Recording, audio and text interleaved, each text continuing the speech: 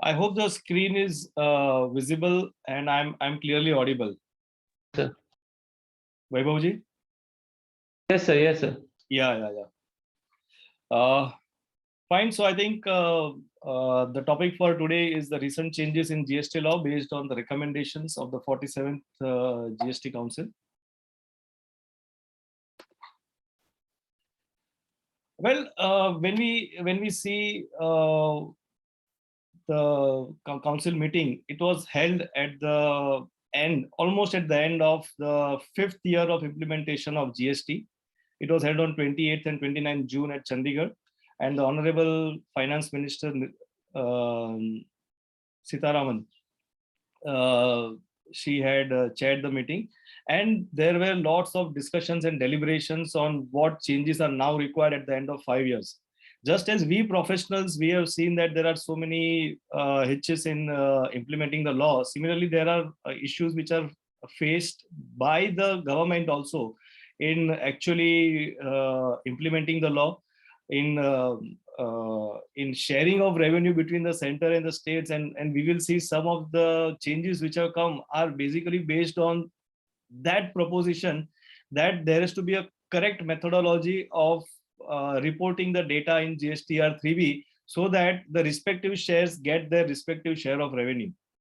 Of course, we all know that 3B was a stopgap return, and whatever short and simple written which was required to be data which was required to be submitted was being submitted over there.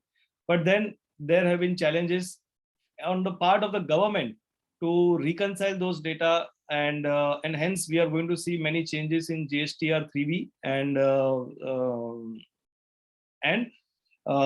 in the various procedures that have been prescribed by the government in relation to electronic cash ledger, electronic credit ledger, regarding levy of interest. So many changes are there relating to law and procedures.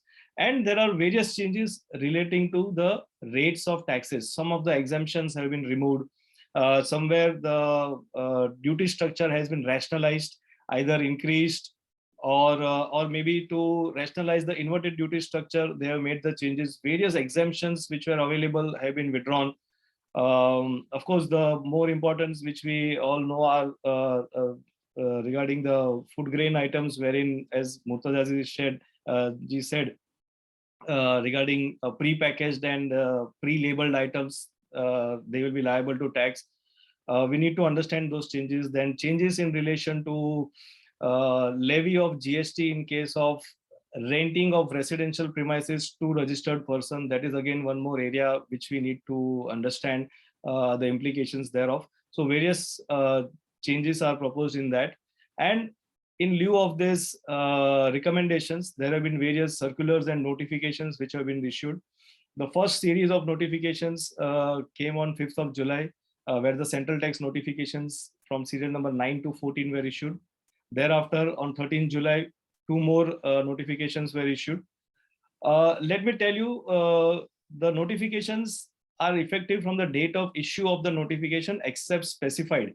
So most of these notifications, which we see now, whenever we talk of GST, as used to happen under the excise regime, there are notifications which are related to the general provisions of law, and there are notifications which are related to changes in rates of tax. The changes in rates of tax, for them there's a CTR notifications, and for the changes in law, those are called the CT notification or the central tax notifications. As regards the central tax notifications, they are effective from the date of issue. So most of these notifications are already in place. The implementation thereof has started from 5th of July or 13th of July, except specified. So some of the changes which are there, they have been made effective from a specified date.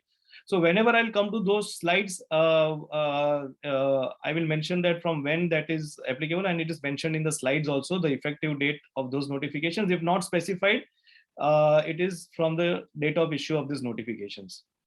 Similarly, the notifications number 3 by 2022 to 11 of 2022, CT rate notifications were issued on 13th July, and all these notifications are effective from 18th July 2022. Apart from this, there are circulars, there are 7 circulars from 170 to 176, which were issued to clarify the position of law, which the council thought it fit that there is an ambiguity, there is non-proper implementation of some of the provisions of law, and clarity requires to be given to the taxpayers, and there are 7 circulars on that count, and there is one FAQ which is regarding the pre-packaged and pre-labeled items. So all these changes are there. As told earlier, there are lots of changes which are made. I'll try to cover the important ones which are applicable. We will first go through the central tax notifications, then the circulars, and then the rate notifications. Because rate notifications, many of them are only just changes in rates, but the important ones we will take up for the discussion. So coming to the changes in the rules first. Now this change is regarding revocation of suspension of registration under Rule 21A. Now, what is this revocation of suspension of registration? So we know that when a person wants to cancel his registration, he can apply for cancellation, and till the time his number is cancelled, it remains suspended. There is one more situation where the tax officer, due to some of the reasons which he feels that the number needs to be suspended, he may suspend the registration number. One of the categories by which the officer could suspend the registration of the taxpayer was where the taxpayer does not furnish returns for 3 consecutive tax periods in the case of composition taxpayer, and in case of other dealers, if the taxpayer does not furnish the return for 6 months, then in those cases the registration of the dealer gets suspended. If the registration gets suspended, the dealer cannot claim refund, he cannot issue a tax invoice, and there are various other repercussions of that. Now, once the suspension is made, then if the dealer satisfies the condition for which the suspension was made, and especially in this case, in Rule 21A sub Rule 4, wherein if he was a non-filer of the returns and he files the return, then his suspension needs to be revoked. But there was no specific procedure available for the officer to revoke the suspension, and now the rule has been amended to provide for automatic revocation of suspension once all the pending returns are filed by the taxpayer. Earlier, we need to again approach the officer, make an application that now we have filed the returns, please revoke the suspension so that the taxpayer can pay his do his regular activities of filing of returns, issuance of invoice, etc. But now, by saving grace, the automatic revocation of suspension has been allowed once all the pending returns are filed. So this is a good note to start with for the amendments. The second amendment, this amendment has come in Rule 46S. Now, what is Rule 46S? Rule 46S is the rule which specifies the ingredients or the contents which are required to be mentioned on a tax invoice. We already have from sub-rule A in Rule 46 till sub-rule R. There are various conditions. The latest one was regarding the e-invoice and the IRN number which had come. Sub-rule R was there in Rule 46. Now, one more category has been added for a compulsory disclosure on the tax invoice to be issued by a taxpayer. And what is that? The amendment is declaration to be furnished under Rule 46X S on the invoice issued by a registered person, where he is not required to issue e-invoice under Rule 48(4), even though his aggregate turnover exceeds the notified limit. This means that, say there is a taxpayer who is required to issue an e-invoice for the tax invoices that he is issuing, and his turnover is more than the, say now the current limit is 20 crore. His turnover is more than 20 crore. But because of the nature of his activity, in some cases, he is not required to issue an e-invoice and he is exempted from issuing an e-invoice. In such cases, that particular taxpayer will have to give a declaration. This is the declaration that he will have to give, that he will declare that although his turnover in the any preceding year from 17-18 onwards is more than the aggregate turnover notified under 48(4), we are not required to prepare an invoice in terms of the provisions of the said rule. So that person will give a declaration. This declaration has become mandatory as a part of the tax invoice. And now basically to whom this will apply? I think this will not apply in general to all the taxpayers. It will apply in to specified businesses who are not required to issue e-invoices, like the SEZ units, the insurance companies, banking company, financial institutions, NBFC, GTA services, passenger transport service, and admission to multiplex for films. So here, in these cases, these companies might be having turnover more than 20 crore rupees, which otherwise they would have been required to issue an e-invoice, but because of the specific exemption, they are not required to issue invoice. But now they will have to give a declaration that although their turnover is more than the aggregate turnover as per 48(4), they are not required to issue a tax invoice. Now the question is, will this be applicable to those whose turnover is below 20 crore? I don't think so. That does not seem, because the rule is very specific. So it is not that all the taxpayers who are not issuing an e-invoice required to give this declaration. It is applicable only to those specified categories. Second question is, if a person is not issuing a tax invoice, not issuing an e-invoice, but issuing a bill of supply, then whether that person will be required to give this declaration that he has not issued an e-invoice. Again, the answer is no, because the e-invoice is required to be issued only where the person is required to issue a tax invoice and not a bill of supply, say for exempted goods. Then in such cases, it is not required. So this will be applicable to a very few specified cases only and not across the board. Then, as I said earlier, there have been certain amendments relating to the electronic credit ledger, electronic cash ledger, and levy of interest.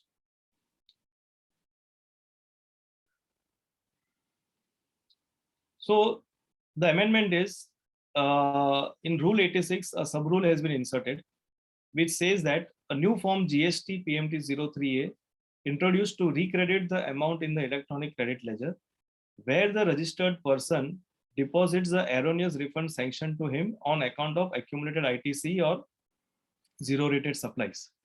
So now, what does this mean, or what is the backdrop of this amendment? Now we all know that in case of exports on payment of tax, or exports due to inverted duty structure, or on utilization of ITC, a person can claim a refund. Sometimes the refund which may be granted, the officer subsequently feels that the erroneously granted.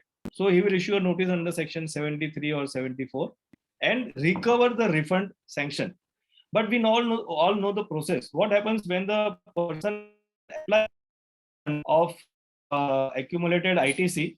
Then in that case, when the person applies for refund of accumulated ITC, then in that case, as soon as he makes the application for refund, the amount by which he's applying for the refund, say he's applying for a refund of 10 lakh rupees, that 10 lakh rupees will get debited into the electronic credit ledger. That 10 lakh is debited in the electronic credit ledger. Subsequently, he is granted a cash refund. Then subsequently, a notice is received by him that the refund is granted erroneously, say to the extent of 5 lakh rupees. That person needs to redeposit that erroneous refund which has been received by him into the government treasury through the electronic cash ledger. Okay, he will do that. He will deposit the tax and say with interest. He deposit the tax with interest. Okay, so refund which was granted erroneously, he is repaying back to the government. But what happens to the electronic credit ledger? The amount of 10 lakh rupees which had got debited at the time of making the application, that remains lesser by 10 lakh rupees. That does not get recredited automatically. There are provisions for recredit in other cases where the person is not going into appeal. The person has been granted the refund, or the refund is rejected, or especially when the refund is rejected, then the recredit happens. But in this particular cases of erroneous refund sanction, the recredit was not happening, and hence this rule 4B is inserted to provide the specific implementation of recredit of the amount. There is one more circular which has come, which I will come to later in respect to this rule 86, wherein the procedure, maybe I'll just mention over here, wherein the procedure is mentioned that this new PMT03A, which the officer has to issue this PMT03A for recrediting. That form is still under construction on the website, and till the time that form is fully implemented, a manual application can be done in Annexure A. The format is also given in the rule, along with the rule. In that format, the application may be made, and the ITC will be recredited. So now the government, after 5 years of implementation of GST, has realized that wherever there's an erroneous refund, that electronic credit ledger needs to be recredited in such cases. There was no such provision, and they are trying to streamline that provision now at the end of 5 years. Okay, coming to the next set of amendments. Now, these are the next amendment are two of the amendments which have been proposed by the Finance Bill 2022, which became an Finance Act on 31st of March 2022. But the effective date of implementation of the amended provisions was not pronounced. Out of the various amendments which are made by the Finance Act 2022, all other amendments are yet to become effective. Out of all those amendments, only 2 of the amendments have been made effective from 5th of July 2022. So let's understand what are those amendments. The first one is, balance in electronic cash ledger of registered person shall be transferable to electronic cash ledger of distinct person. Okay, so what is this amendment about? Say there is a company which has a head office in Mumbai and a branch at Ahmedabad, that is in Gujarat. That Gujarat branch is also registered. The head office at Mumbai and the branch at Ahmedabad, they are considered to be distinct persons under the GST law. Both are having a same PAN but different GSTIN in different states. The provision now which has come, again a beneficial provision, it says that in case if there is excess cash lying at one of the branches, in the excess cash lying in the electronic credit ledger of one of the branches within the same PAN, then that amount can be transferred to the electronic cash ledger of the other branch, which is the other distinct person.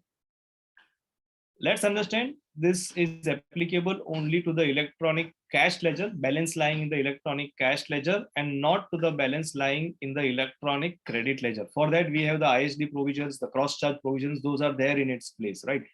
But as far as this provision is concerned for transfer to a distinct person, it applies only to the balance in the electronic cash ledger.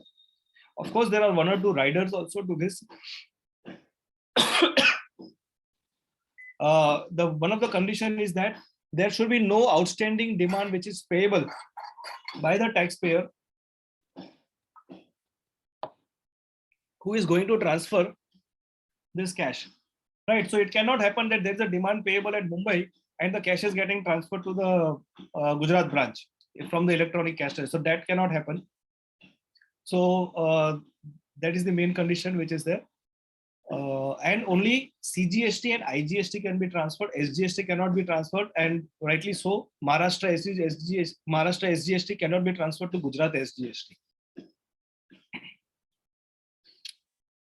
And in pursuance of this amendment in the section 4910, there is a sub-rule 14 which is inserted in rule 87, which prescribes the above process. Then comes one more amendment which is relating to interest, and again an amendment which has come, which is made retrospective from 1st July 2017. The government has understood that the rule, the section under which they were charging interest under section 50 subsection 3 had never become operative, and hence an amendment has been made, a retrospective amendment.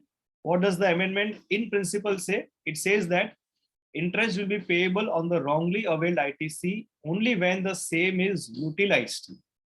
So as of now, what was happening? If a person had availed ITC, say he was not sure that a particular input tax credit of 5 lakh rupees is eligible or ineligible, whether allowable or not allowable. So he has just availed it, but not utilized it.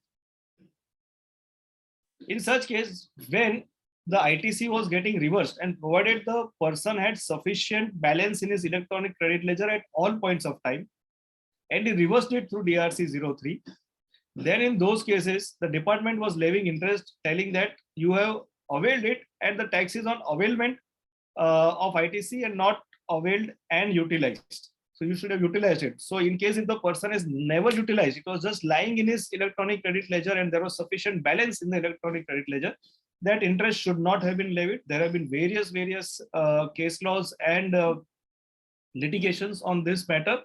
And we have seen so many cases coming up where interest has been levied by the department.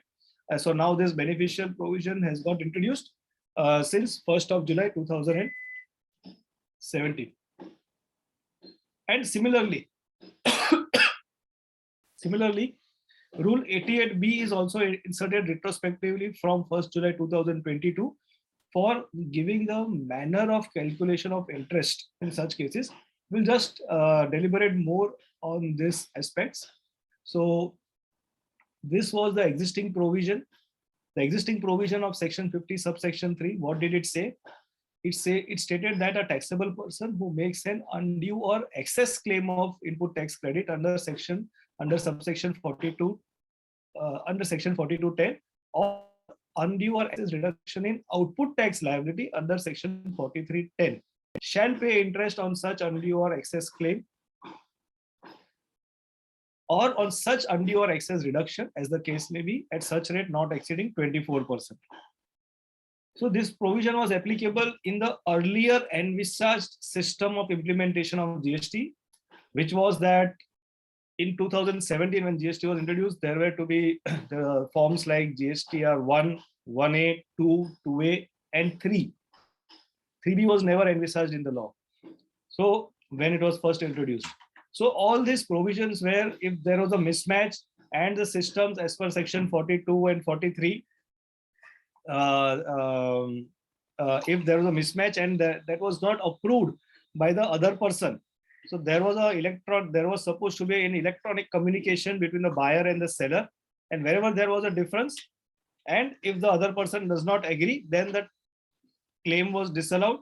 There was a liability, and on that liability, interest was to be paid.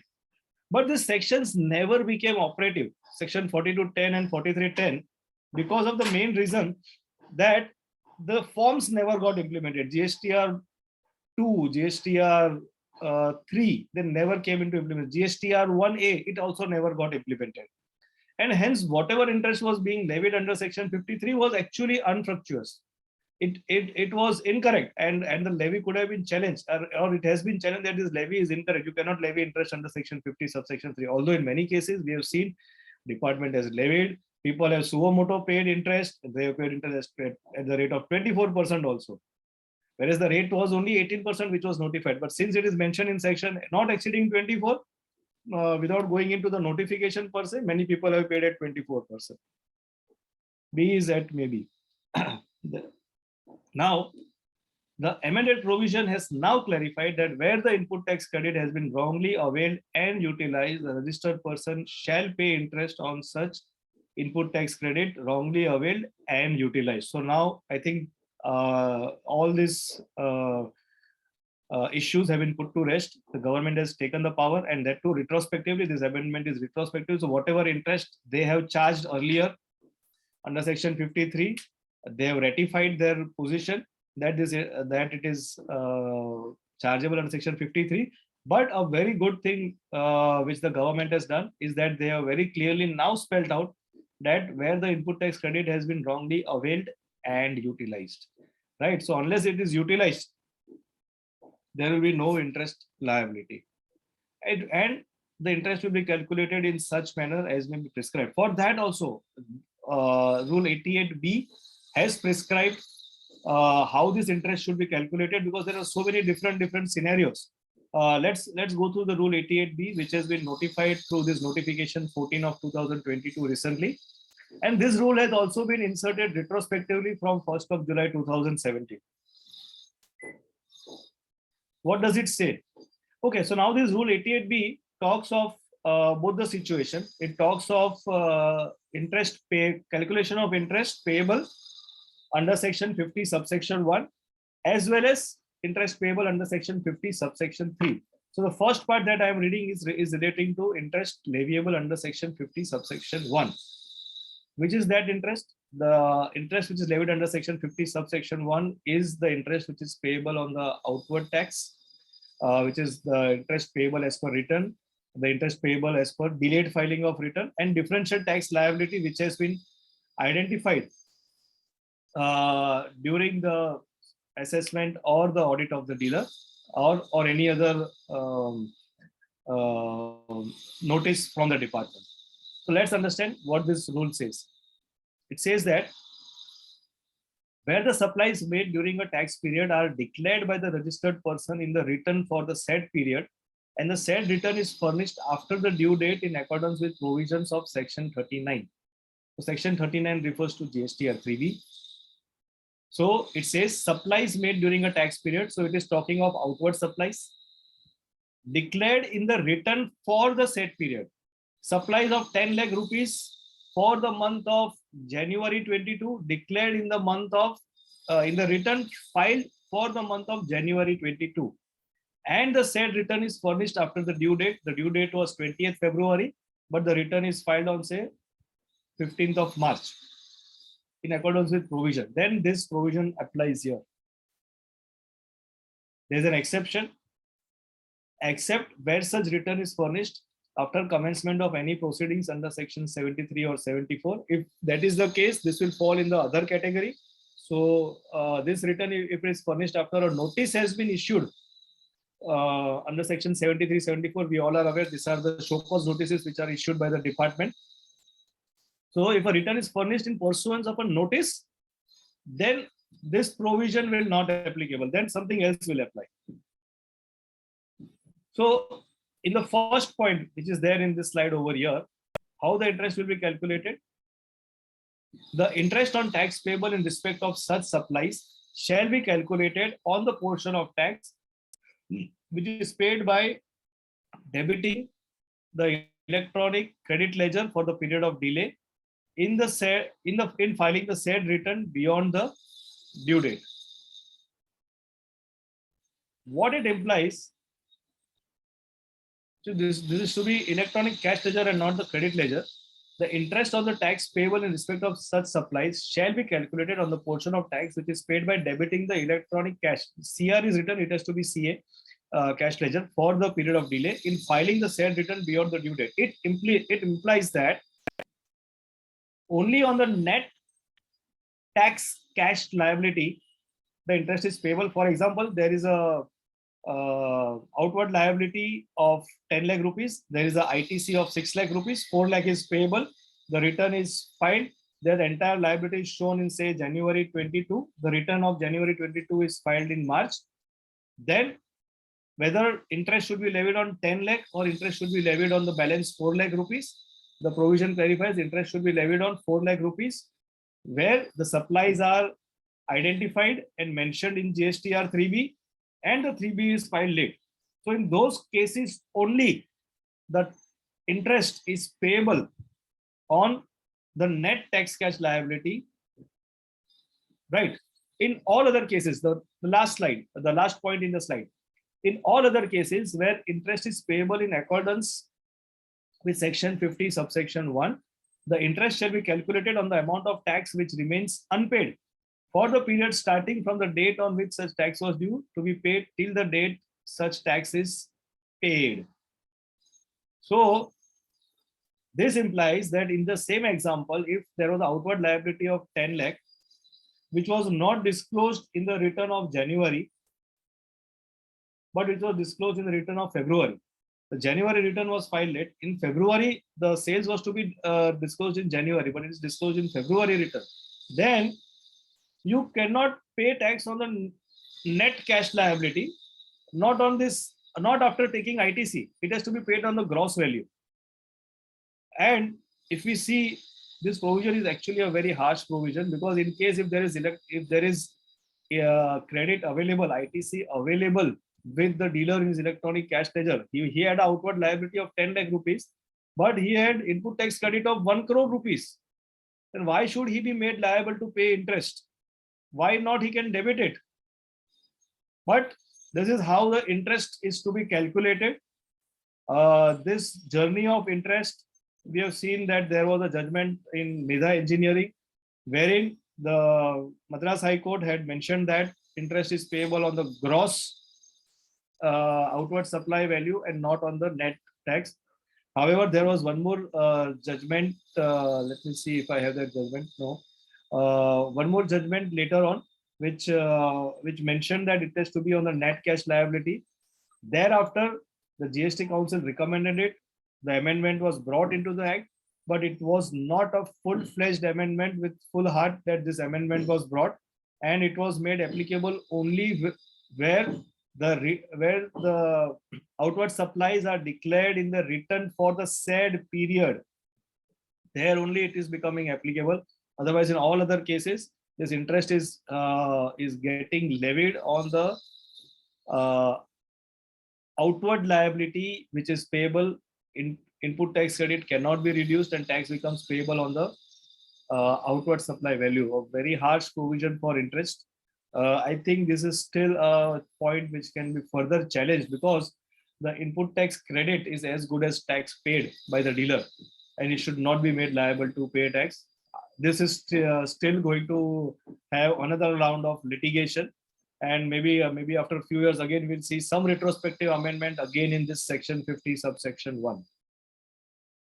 Also, as I told earlier, the exception which was given with respect to return furnished under section after commencement of proceeding under section 73 or 74, where a show cause notice is issued, or at the time of issuance of show cause notice, commencement thereof, rather, proceedings are commenced for show cause notice. And in those cases also, the interest becomes payable on the gross outward liability and not the net tax liability after ITC. A very harsh provision. We need to be careful of this.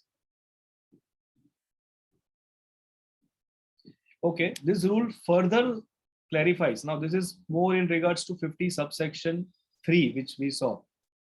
For the purposes of this sub-rule, input tax credit wrongly availed shall be construed to have been utilized when the balance in the electronic credit ledger falls below the amount of the ITC wrongly availed. So there are 3 parameters I just mentioned here. I've underlined those. One is when the input tax credit shall be construed to have been utilized. Kabhi utilize kiya. So one is if the balance in the electronic, says my balance in the electronic credit ledger was 10 lakh rupees and I have availed wrong ITC of 12 lakh rupees. So I have utilized more.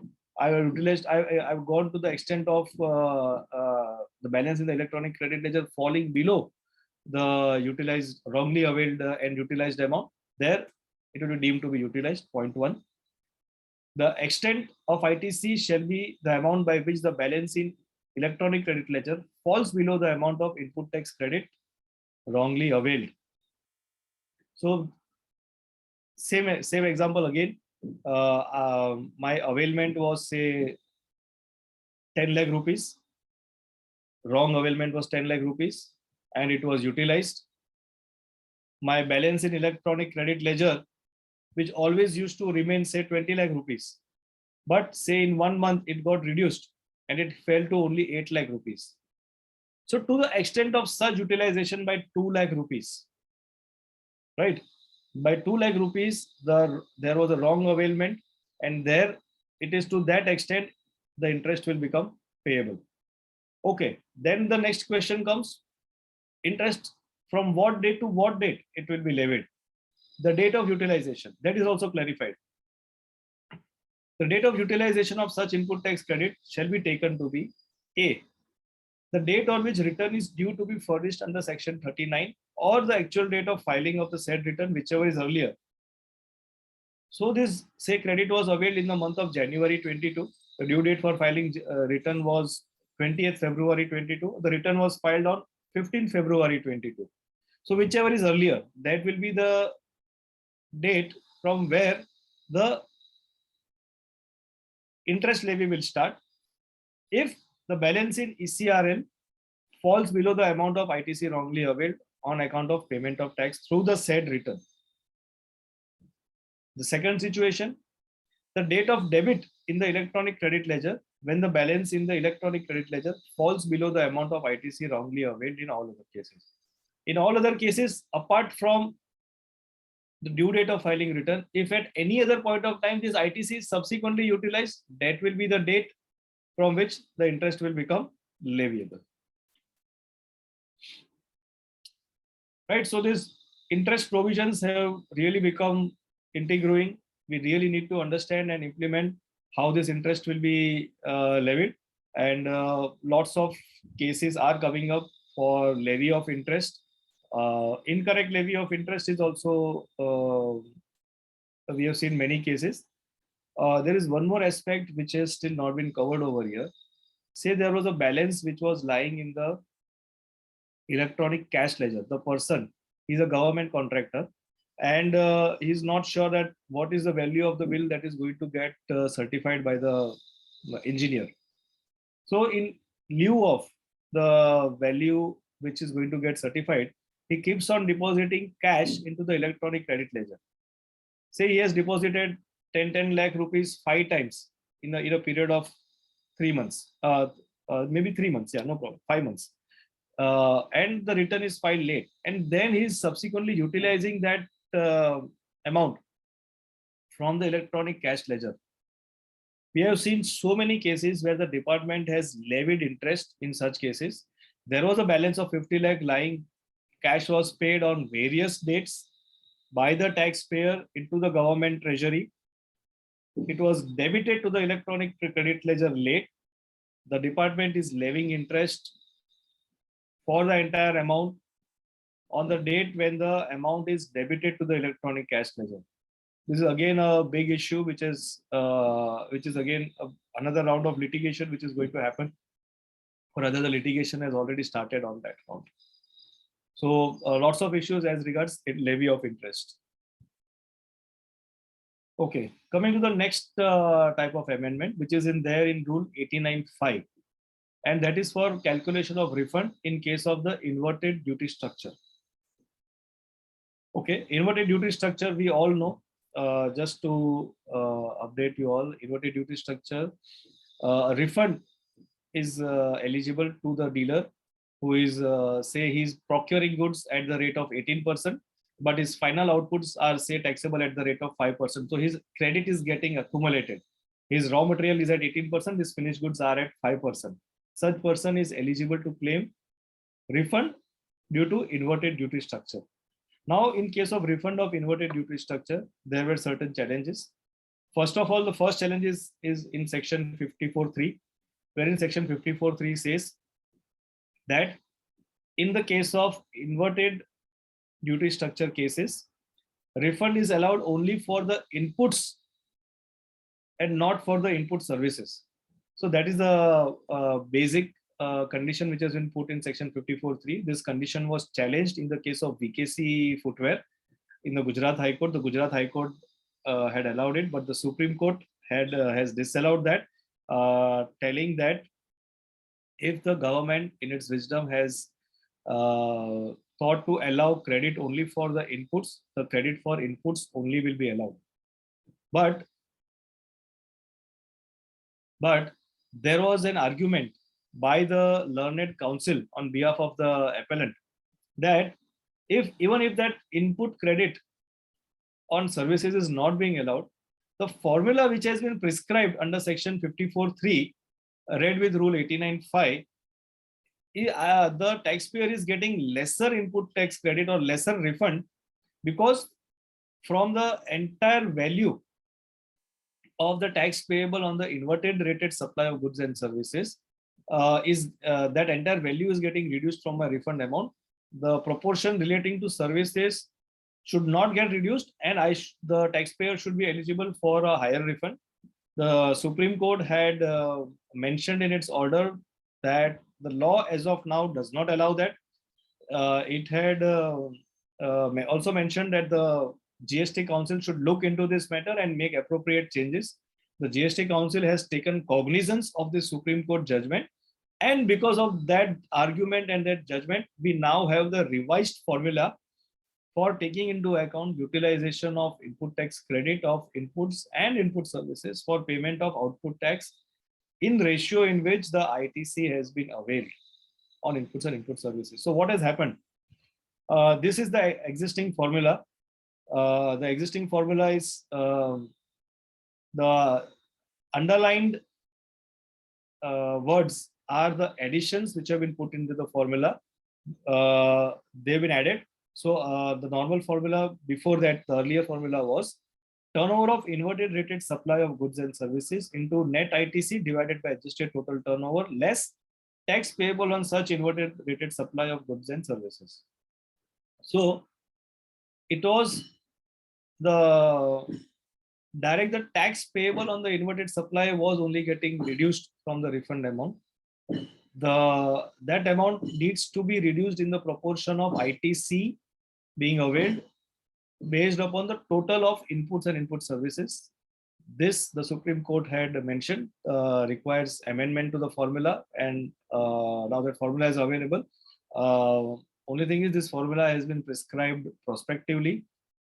So the question comes up that what will happen to my earlier refunds? Will that taxpayer get additional refund now? Because of this formula, the such companies or such taxpayers will get an additional refund to the extent of this ratio of inputs to input services. Will it apply to the earlier cases also, like the interest case? The answer is possibly no, because had it been available, then the Supreme Court itself would have told that this should have been granted. The Supreme Court told the council that you need to amend the law to provide for such formula so that there is no disparity, at least to that extent. Of course, on services, there is no refund. That point still remains, but the Supreme Court has already put a hold on that and told that whatever section 54(3) says, that only will be eligible for refund. However, the formula was required to be amended, and now the government has rightly amended this formula. But I don't think so it will apply to the earlier periods. It will be made for all applications which are made after 5th of July 22. Well, there were two judgments. This Madras High Court judgment in the case of Afcon's joint venture had laid down that the formula should be applied in this manner. Okay. Still on Rule 89, which pertains to inverted duty structure, one more amendment. This is regarding to unutilized input tax credit. Under section 54(3), there are two types of refund claims. One is for unutilized claiming refund of input tax credit on unutilized input tax credit in case of export of goods or services without payment of tax under LUT. There also, there was an issue regarding what should be the value of exports to be taken in that formula. Again, there is a history to this. Under the excise law, refund was to be was being granted only on the FOB value. The GST regime changed most of the things. There is section 15 under section under the GST law, which prescribes what should be the value of the transaction. The transaction value, if it is inclusive of insurance and freight, that will be the value to be taken up for taxability for GST, and on that value itself, a refund should be granted. There were issues in this that whether the refund should be granted on the FOB value or on the CIF value, because FOB value is lower, CIF value is higher. The persons were getting higher refund. Some of the officers were disallowing the refund claims in the case of refunds under LUT, and there was a big issue in this. So the government has now come out with this clarification. The Rule 89(4) itself has been amended And that rule will now prescribe what should be the value that should be taken in case of making a refund application in case of exports under LUT. What does it say? The rule says explanation has been inserted under Rule 89.4 to prescribe value of goods exported as lower of the following. What it is? It says lower of FOB value declared in the shipping bill or bill of export under the customs law, or value declared in the invoice or bill of supply. Right. So whichever is lower, that only will be eligible for the refund.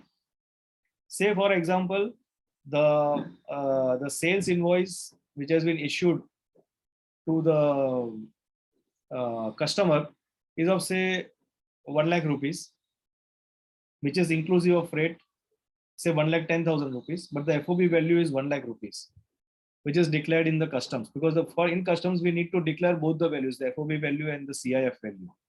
Then in that case, FOB value will only be considered for refund purposes and not the invoice value, which I feel again is not the not in the right spirit, because once GST law, there is no change in the section 15, and that is the value for which the transaction has happened. The refund should have been allowed on the value declared in the tax invoice, but now government has brought out this amendment, and again I don't know whether this can still be challenged, because the value declared in the tax invoice and as per section 15.2, that still is the higher value.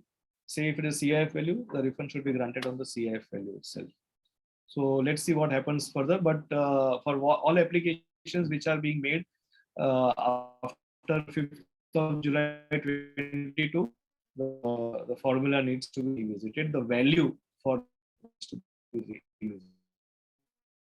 To find out that what happens in the case of exports on payment of tax, because this amendment has come in the case of exports under LUT. What happens in the case of exports on payment of tax? So there's a circular 137 of 2018. Of course, this circular has been superseded by circular number 125 of 2019. But the essence in both the circulars remains the same. What does the circular say?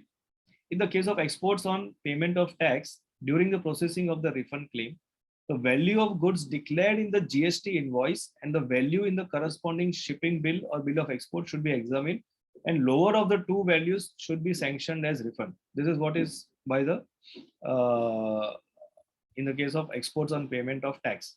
But here again, this does not specify whether the FOB value is to be taken or the CIF value is to be taken. If my invoice is FOB value, say at 1 lakh rupees as per my invoice, and as per the customs valuation it is 99,000 FOB value, then okay, agreeable, because the rates keep on changing, right? So if the FOB value as per the customs shipping bill which is given to the customs department, if that is lower by 99,000, that is agreeable.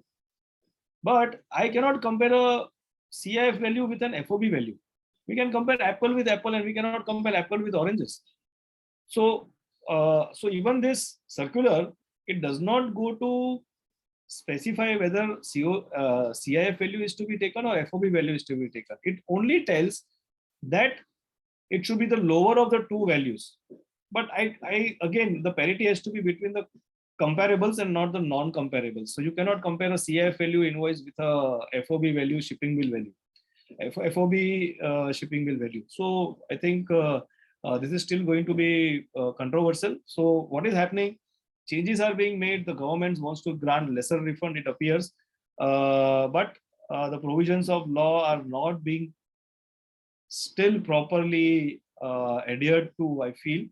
This is my view, and I feel this can still be challenged in the court of law. Okay, still some amendments relating to the rules. Rule 96 has been amended retrospectively from 1st July 2017. What is this amendment? Let's see. Okay, so this is Rule 96 is in relation to refund claims in case of exports on payment of tax.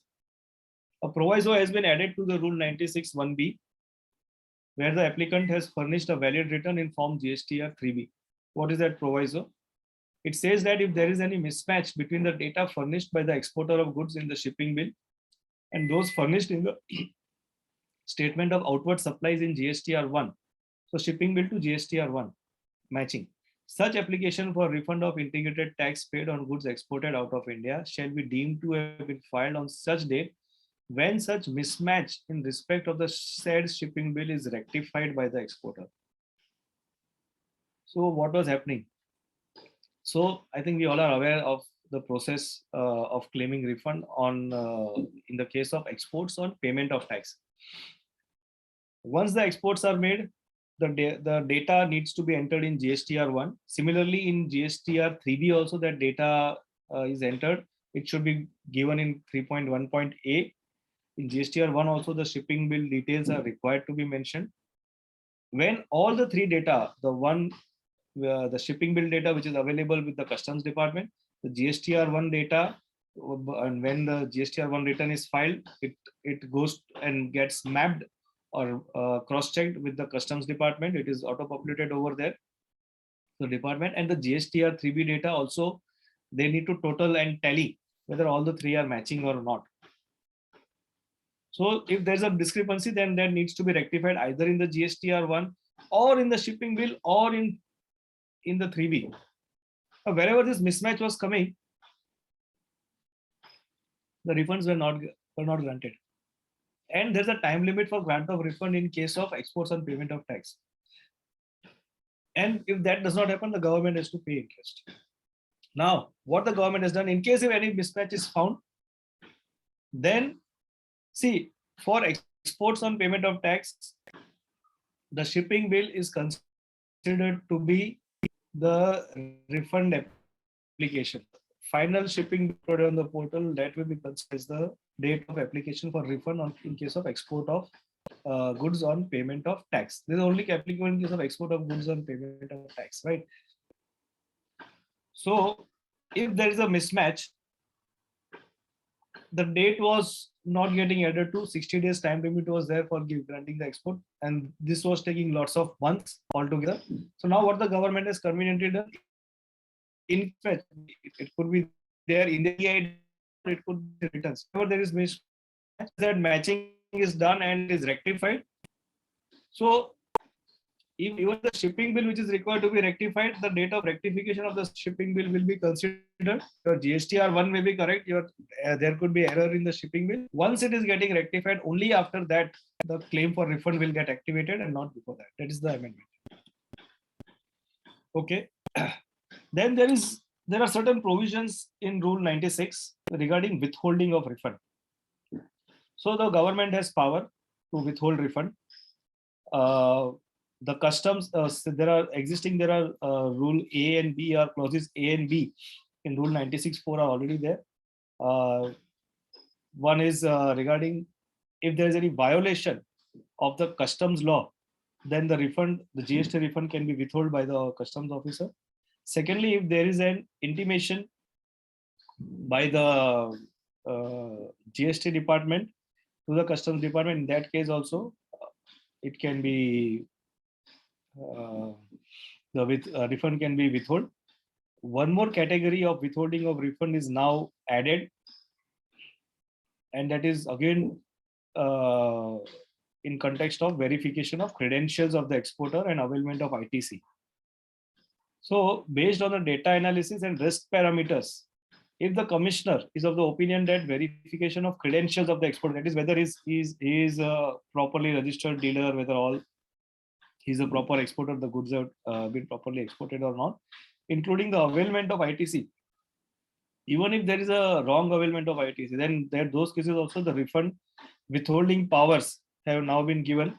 There is one more clause which is added for withholding of refund in order to safeguard the interest of the revenue. Right, so no refund will be granted in such cases. Okay, now once that refund is withheld, what will the next step? Of course, there were existing powers, that all those powers are now revamped.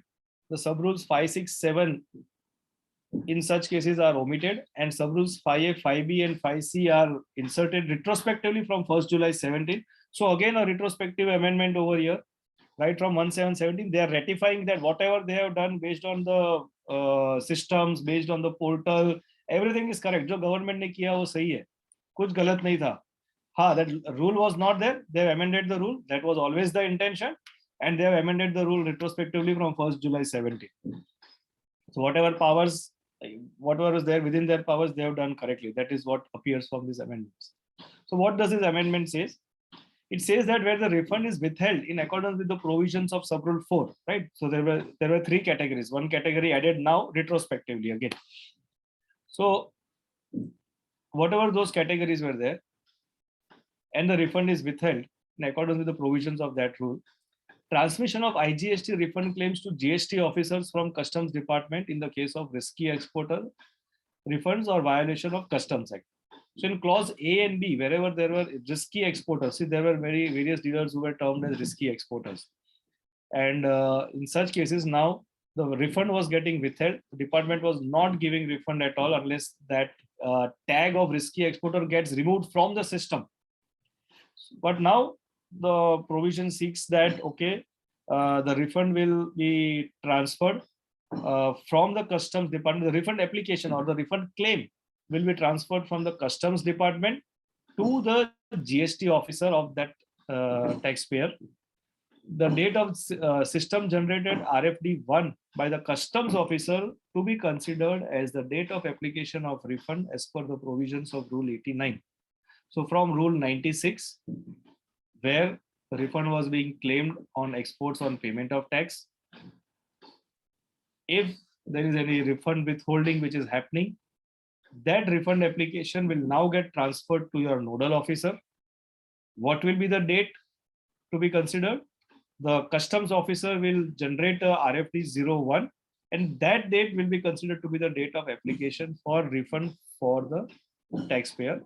And this refund will be granted as per Rule 89. Now, which is Rule 89? Rule 89 is regarding the refund of unutilized input tax credit under LUT. Right. So there we know they will check all the parameters, the ITC, whether it is eligible, not eligible, and various others. The nodal officer will get time to check that. So possibly wherever such withholding will happen, one good thing is that the refunds were not granted at all. At least they will now get transmitted to the nodal officer, and data can be submitted to the nodal officer, and the refund can be received. But yes, the refunds which were hitherto coming more easily, more faster, without any intervention of the nodal officer, there are more chances that this will now get transferred. The government will get extended time for grant of refund, and late refund realization to the dealers will happen in such cases. Okay, there are certain other changes in the rules. I think those are simple ones. I'll just mention them. As regards payment of GST, two more modes have been made eligible: UPI and IMPS. So taxpayers can make payment through UPI and IMPS also now. Then there's an explanation which is inserted in Rule 89(1) regarding the specified officer, who shall now mean to be the authorized officer as per the SEZ rules. Now, what is this actually pertaining to? In case of any sales or supplies which are being made to the SEZ, there has to be an endorsement by the specified officer of the SEZ on the invoice which is sent by the vendor to the customer. On that invoice, the specified officer of the SEZ is required to put a stamp, and that is an endorsement telling that the goods have been received in the SEZ for that dealer or the unit which is in the SEZ. There are certain issues that who is the specified officer, because he has to be an authorized officer. So they have just tried to align that authorized officer as per the SEZ rules is the specified officer. Then certain amendments relating to export of electricity. I think we did not go into that. Okay, one more amendment regarding supplies from duty-free shops. Duty-free shops, we all are aware that these are the shops which are at the international terminals. they are selling goods to outgoing international passengers, right? So the passenger does not come into the territory of India, is an outbound passenger, international passenger. In those cases, there was a rule 95A which provided the procedure that again there were issues whether that duty free shop is considered to be within India, outside India, whether it is an export or not an export, what should be the procedure for claiming refund by such duty free shops. And then subsequently, after lots of UN cry, there was a rule 95A which was introduced for giving the procedure um, for grant of refund in such cases by duty free shops. The amendment is that this rule 95A is omitted retrospectively from 1st July 19, as if this rule was never there only. So what happens? Will that duty free shop get the refund, or will he not get the refund?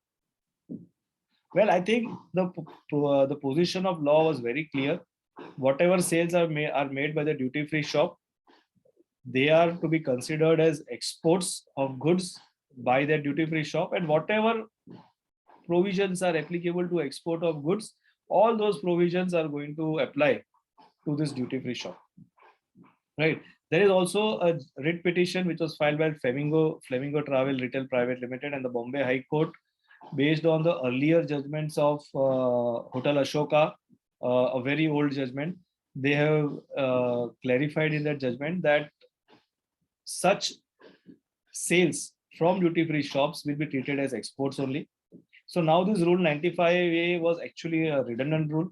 The provision of law has become more clear.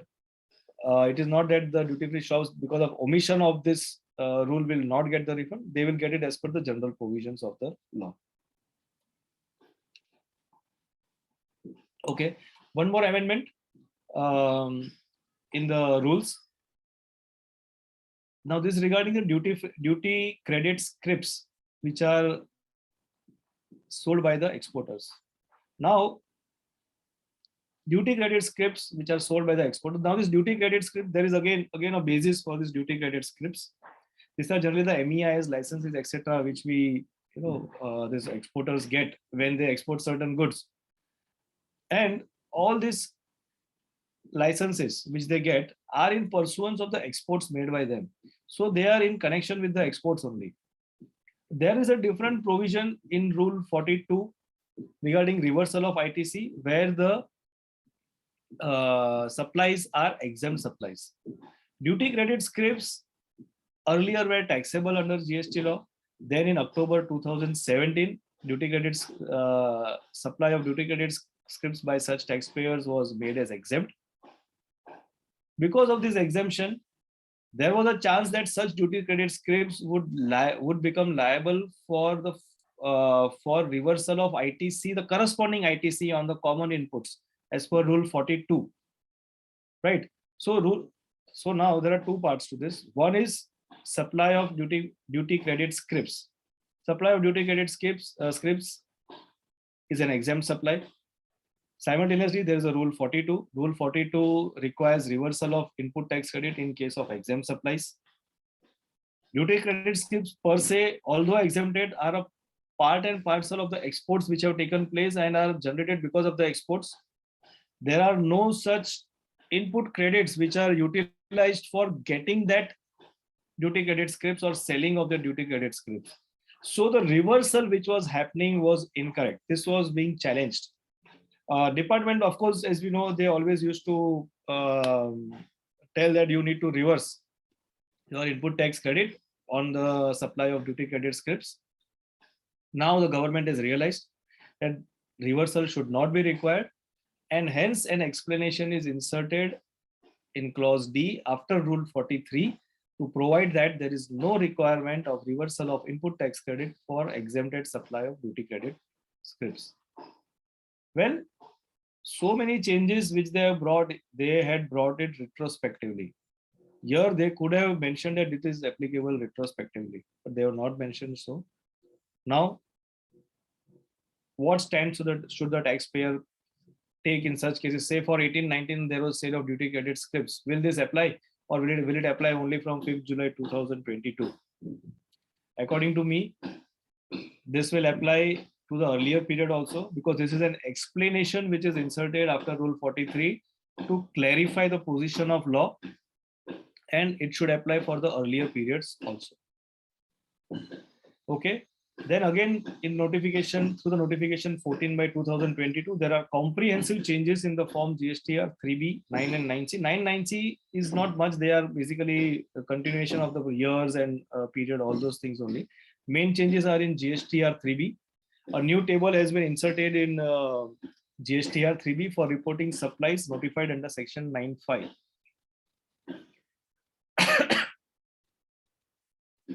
So this is the new table, which is inserted in as table number 3.1.1. There was table 3 was there, 3.1 and 2. Now we have table 3.1.1. Here, taxable supplies on which electronic commerce operator pays tax under subsection 5 of section 9. That has to be mentioned separately. So, which are these cases? Say this is the these are the cases where this is only in the case of where the e-commerce operator is liable to pay GST under reverse charge basis on supplies made through it by other dealers. Say for example, say hotel accommodation, where the supplier is an unregistered dealer. Say there is Make My Trip, which is the e-commerce operator, which is supplying hotel accommodation of that unregistered dealer. Then in such cases, it is the supplier or rather the e-commerce operator which is liable to pay tax.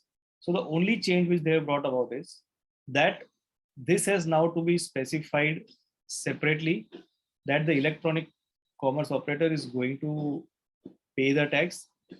The bifurcation has to be given between 3.1.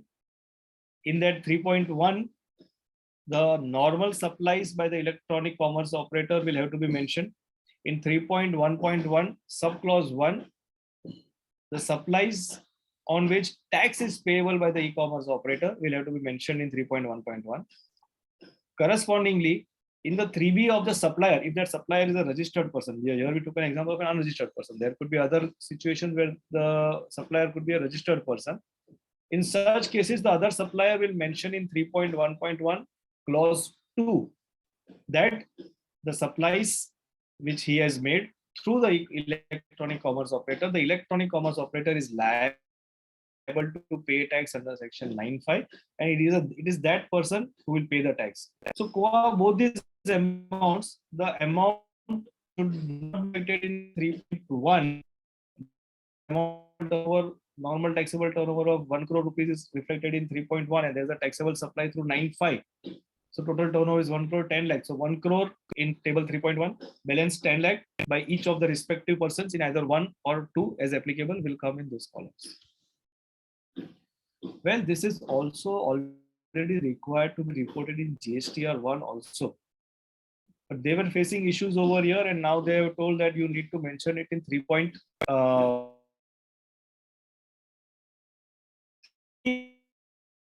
Return for the information, and GSTR 1 was the main return. But since the payment of tax is linked with 3B, now they are trying to modify form 3B to get more information. I feel all this could have been done through a properly introduced new return, or maybe a comprehensive return like was first 10 visa. That was a very good system. Although the form was lengthy, but that was a good system. Now government wants those tits and bits of information through 3B.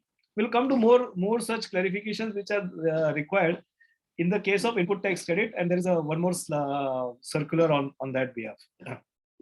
Well, some other notifications. The exemption from filing annual return in GSTR 9.9A for taxpayers having turnover of ₹2 crore is continued for financial year 21-22. So if below 2 crore, 9.9A need not be filed. Then small extension of dates in the case of composition dealers who are required to file CMP 08 for Q1 of 22-23. The date has been extended up to 31st July from 18th of July 22. And and waiver of late fee in case of filing of GSTR4 by composition dealers. They were required to file by the extended date of 30th June. More time has been given to the composition dealers, and late fee is exempted up to 28th July 2022. Basically, the reason for this extension is that there were negative amounts which are getting reflected, and the portal was not able to adjust that. Then subsequently, the portal was rectified, and now they will be able to file the return. And for that reason, because of the issues with the portal, the extension has been granted for these cases. Okay, one more important amendment. Extension of time limits for the pandemic period, due to the pandemic period. So what are these amendments? So time period from 1st March 2020 to 28th Feb 2020 is to be excluded from calculation of the limitation period for filing refund claim by an applicant under section 54 and 55 of the CGST. A welcome change. Refund applications, we all know, are required to be made within 2 years from the end of the relevant date. And yes, the relevant date was falling between any of those period during the pandemic period. There were many applications which had got delayed. Many refund claims have got rejected, and even in appeal, the officers have not allowed the refund claim.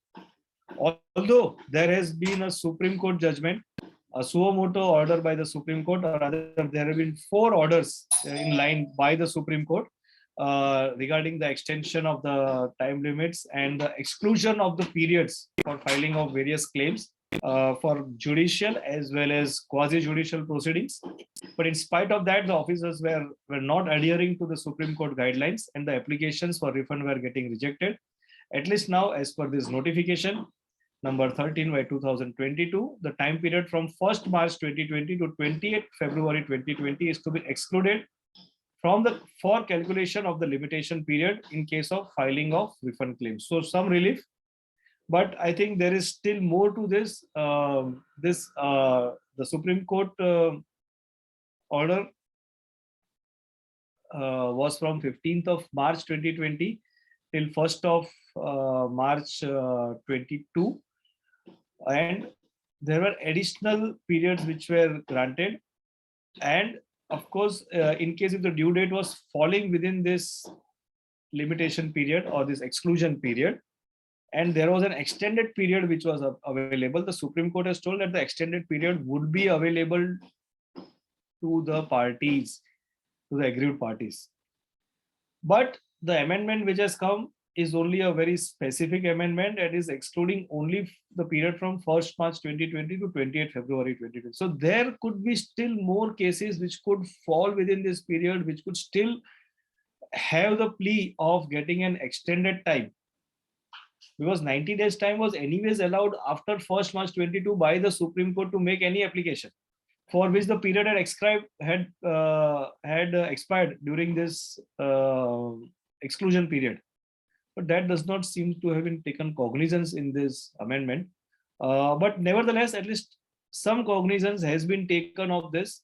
The Supreme Court order remains at its place, and in case if any dealer is not able to fulfill into this criteria, I think the Supreme Court judgment will still support, and the refund claim can still be made by the dealer in that cases.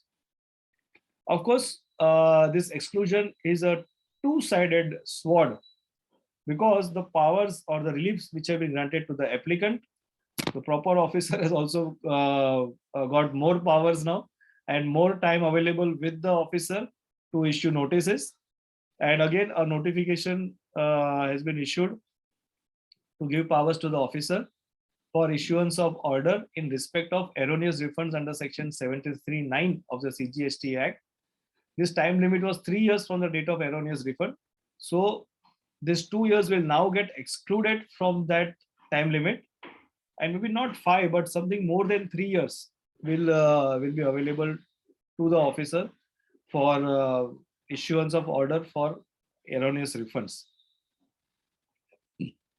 One more change in this notification in the time limit exclusion is that time limit under section 73(10) for issuance of order under section 73(9) for recovery of tax not paid or short paid, or of input tax credit wrongly availed or utilized in respect of tax period for the financial year 17-18 to be extended till 30 September 2023. Earlier, it was 3 years from the due date of furnishing of annual return.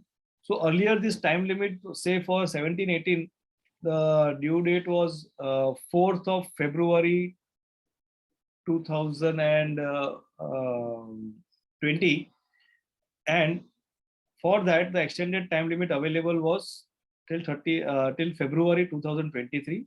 Here, they have taken more time to complete such cases by 30th September 2023. Well, I feel in this case, the Supreme Court order was already there. The department can take the cognizance of the Supreme Court order for all judicial and quasi-judicial cases. The department had issued a circular earlier telling that notices, etc., they are not quasi-judicial proceedings under the Act. And maybe because of that stand, they have taken specific powers under section 73(9) and 10 for the specific notices only. They have not taken full-fledged cognizance of the Supreme Court order, and there seems to be some issue as regards to whether these proceedings can be considered as quasi-judicial or not. Of course, these are not judicial proceedings, but are they quasi-judicial proceedings? That issue still remains. But if we need to fight, or if there is some other notice, we can always tell the department, these are the only powers that you have taken under the notification 13/22, and only this time frame should be excluded in this two type of particular cases. That stand the taxpayer can always take, because this is what the department has taken into cognizance. In case of refund, I think being beneficial to the dealer, we may still take cognizance of the Supreme Court judgment. This is the application of miscellaneous application number 21 of 22, dated 10 January 22 by the Supreme Court. Fly ash aggregates, I am not going into this notification.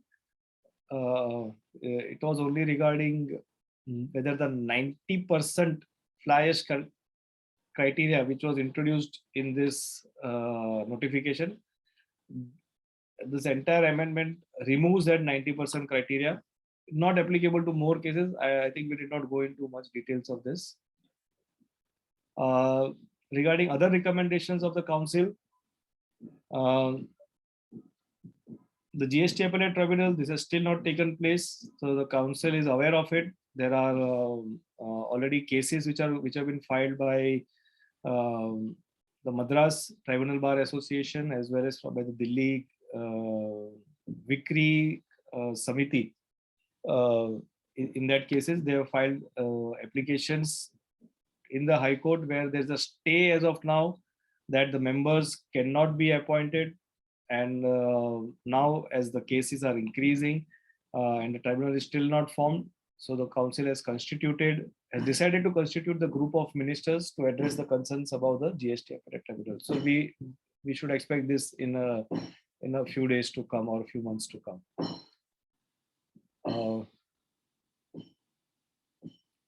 Again, this is a provision which is announced but still not made effective. This is regarding relaxation in the provisions for suppliers making supplies through e-commerce operators. Now, in case of certain suppliers, if they are making any supplies through e-commerce operators, there is a condition of mandatory registration under section 24(9) if a person needs to supply through e-commerce operator. Moreover, the composition dealers were not or are not allowed to make supplies through the e-commerce operator because they cannot make any interstate supplies also. Now it is proposed that there will be changes in these provisions, and a basic threshold limit which is applicable to other dealers. Say there is a basic threshold limit for registration in the case of dealers who are supplier of goods. There's a 40 lakh limit for them for registration. Till 40 lakh rupees turnover, these suppliers would henceforth, from a date to be effective, be able to supply through the e-commerce operator, which as of now they are not able to, because they need to take a compulsory registration there. Without being registered under GST, they will be able to supply. For that, there are certain changes which are required, but still the condition which is going to remain, that even if such unregistered dealers in future, if they are going to supply to the e-commerce operator, they will not be able to make an interstate supply. A very difficult proposition once again, because when an e-commerce transaction is happening, we never know from whom the supply, from where the material is going to which consumer at what place. So again, the softwares of those e-commerce operators will have to be aligned in such a manner that in case if there's an unregistered dealer, then he will not be allowed to make any interstate supply. If the conditions are violated, then there will be many various repercussions also. Similarly, as I told earlier, composition dealers would be allowed to make intrastate supply through e-commerce operators subject to such certain conditions. The details of the scheme to be worked out by the law committee and tentatively would come into effect from 1st January 23. Again, it is tentative. Exact dates would be announced, but this is a pre-preparation for this amendment. Okay. Then there are various circulars which have been issued to remove ambiguities and legal disputes and provide clarifications. Which are those circulars? One is regarding refund under inverted duty structure where concessional rate is charged. I'll come to each of those circulars. I'll first give the gist of them. So it is in the case of inverted duty structure. Second one is regarding demand and penalty provisions in case of fake invoices, transactions involving fake invoices. Third is regarding mandatory furnishing of correct information of interstate supplies, amount of blocked ITC and reversals. So how to furnish the data in 3B? There have been lots of challenges, and department in the circular I mentioned that there have been errors in furnishing the details in the 3B, which needs to be rectified. The anomalies need to be rectified. Auto-populated data is now getting reflected in the 3B of the taxpayers. So there needs to be a proper system of how to reflect the data in 3B. We'll come to that details when we come to the slide of this. Then refund claim by the recipients of supplies regarded as deemed exports. This is in the case where whether section 17(5) provisions will apply in the case of refund claim by recipients of supplies of deemed export. Because there, this being merchant exports, since there was no other provision or facility available for claiming refund in the case of such deemed exporters or merchant exporters, the ITC route was allowed to them. Because of the ITC route being allowed to them to take the refund, question arose regarding ineligible ITC, whether that refund needs to be reduced for that. So the circular is clarifying that this should not be triggered in such cases. Section 17(5) should not be triggered in such cases for calculation of refund. We'll come to what the circular says. Again, certain interpretations of section 17(5) clarity is being provided through some circulars. Regarding perquisites provided by employer to employees as per their contractual agreement, whether this constitutes a supply, whether tax is payable. Here I can just mention here, the circular just mentions that any perquisite which is provided by the employer to the employees as per contractual agreement is not a supply and not liable to GST. That is what the circular clarifies, a welcome provision, a welcome clarification. And one more circular regarding utilization of amounts available in electronic credit ledger and cash ledger. How to utilize, where you can utilize the amount. There are again conditions. Section 49 is there for regarding payment of tax. How the amount available in the credit ledger can be utilized towards what kind of tax, interest, penalty, or whether it can be applicable to the pre-deposit or not. Those clarifications are being sought to be provided in this circular, through these circulars. So we'll take up each of these circulars one by one. First is regarding details in GSTR 3B. I'll directly go to the form over here. So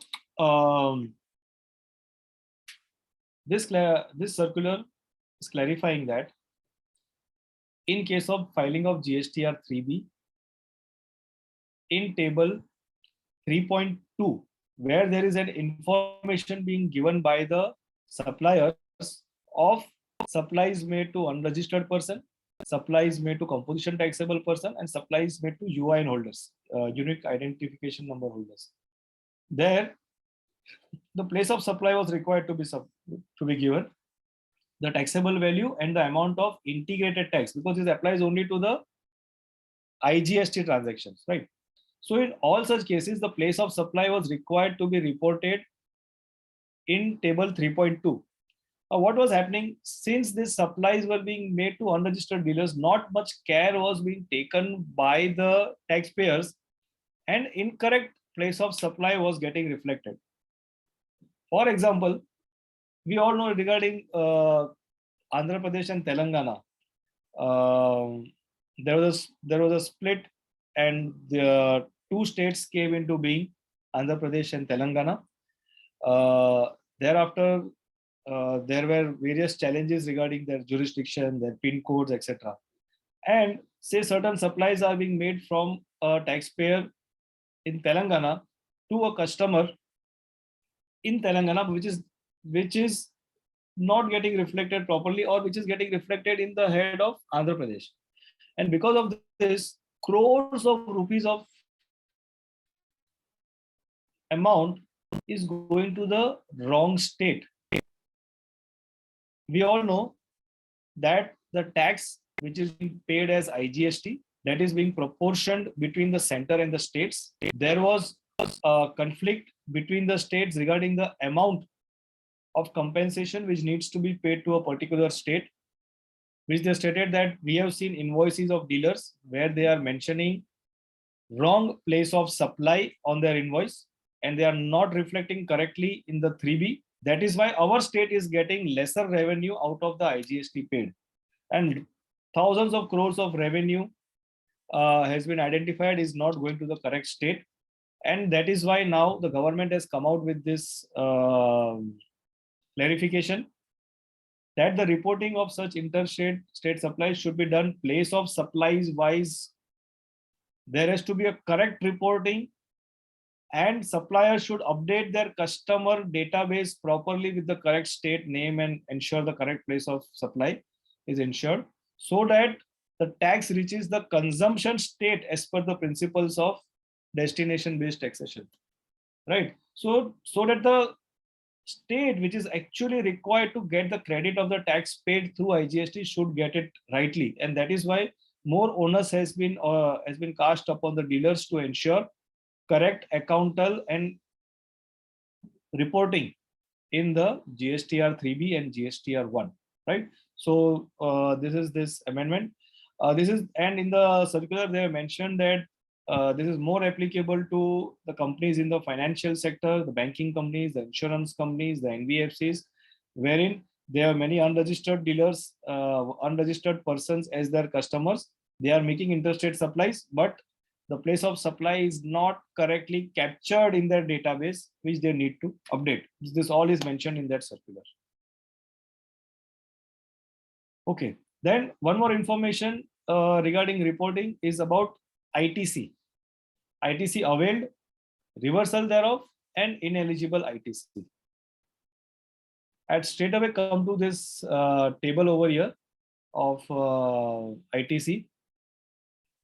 So there are two amendments in this table in GSTR 3B. Now we all know that is table 4 is this table 4. I think I need to take this down.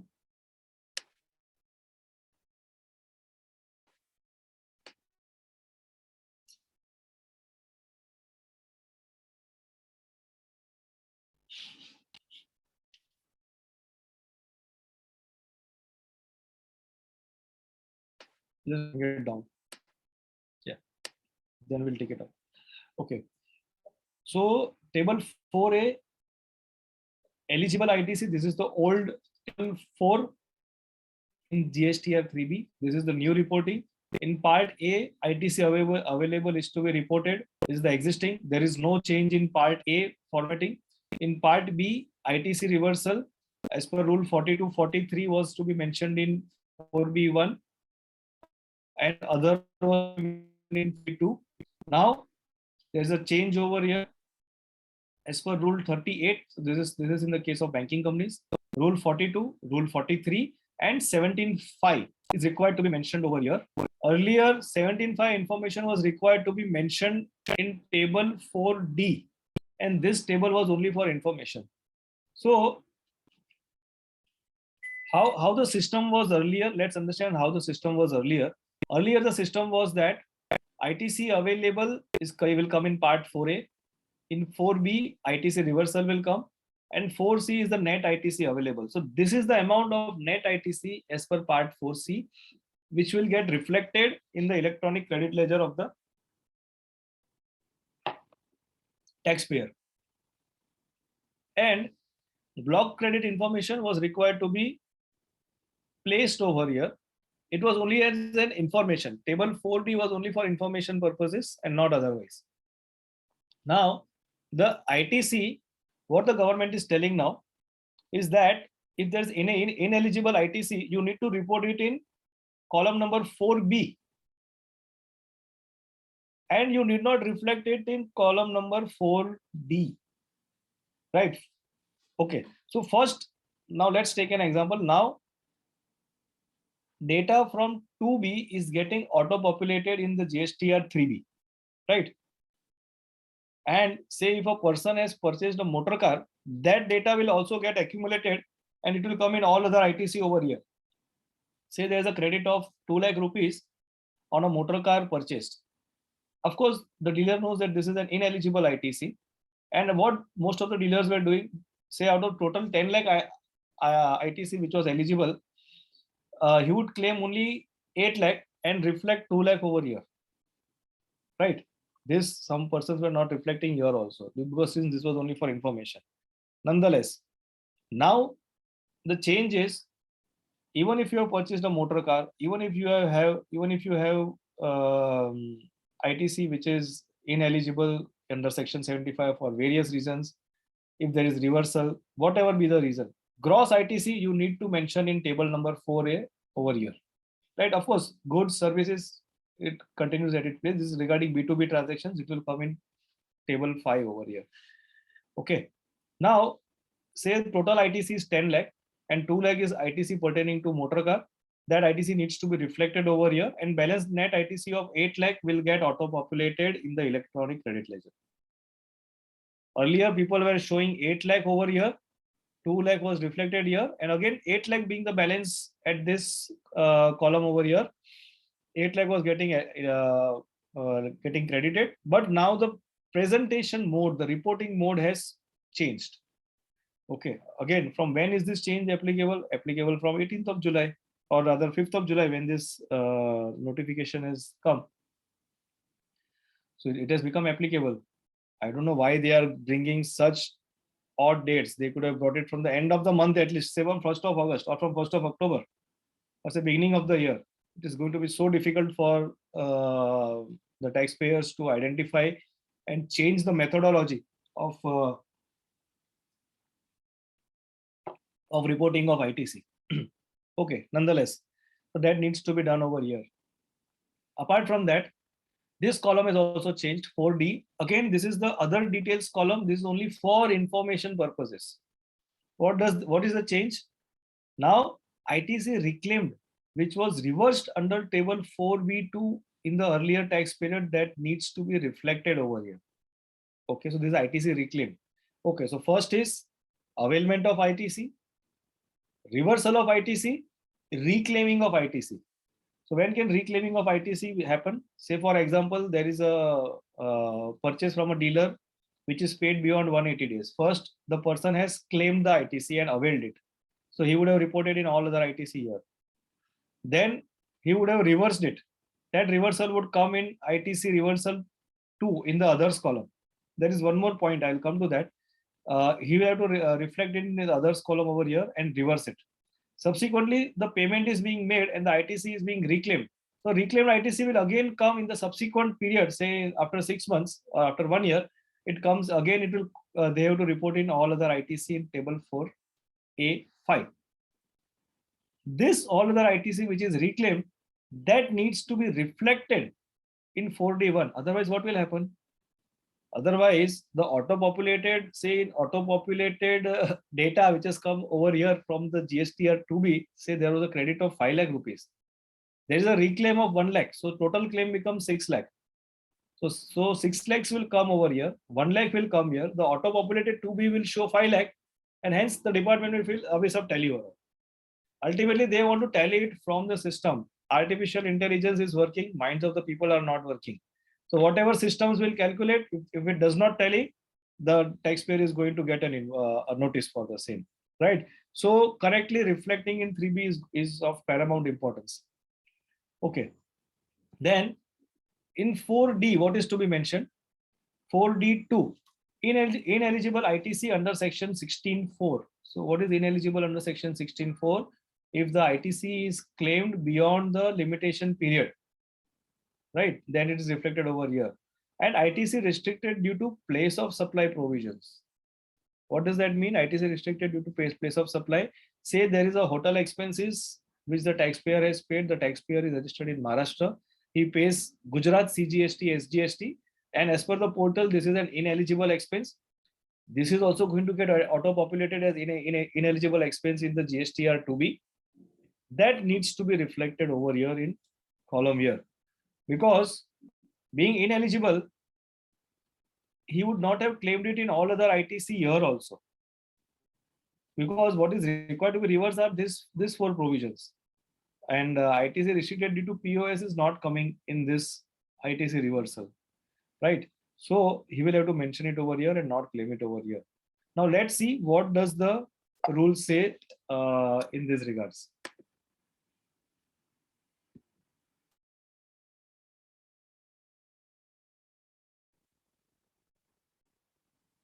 So what does the circular say? The circular says, registered person will report reversal of ITC which are absolute in nature and are not reclaimable, and for reporting ineligible ITC under section 17.5 in table 4B1. So table 4B1 are such which are ITC which are absolute and they are not reclaimable.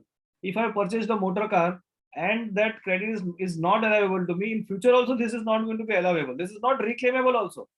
So all such ITC which is ineligible, that will go in table 4B1. Second, registered person will report reversal of ITC which are not permanent in nature and can be reclaimed in future. So if it is a reclaimable, as we discussed, it will come to table 4B2 and it can be reclaimed in table 4B, 4A5. So reflected in 4B2, reclaimed in 4A5. And also, I think the same thing is we already discussed. Let's go to the next one.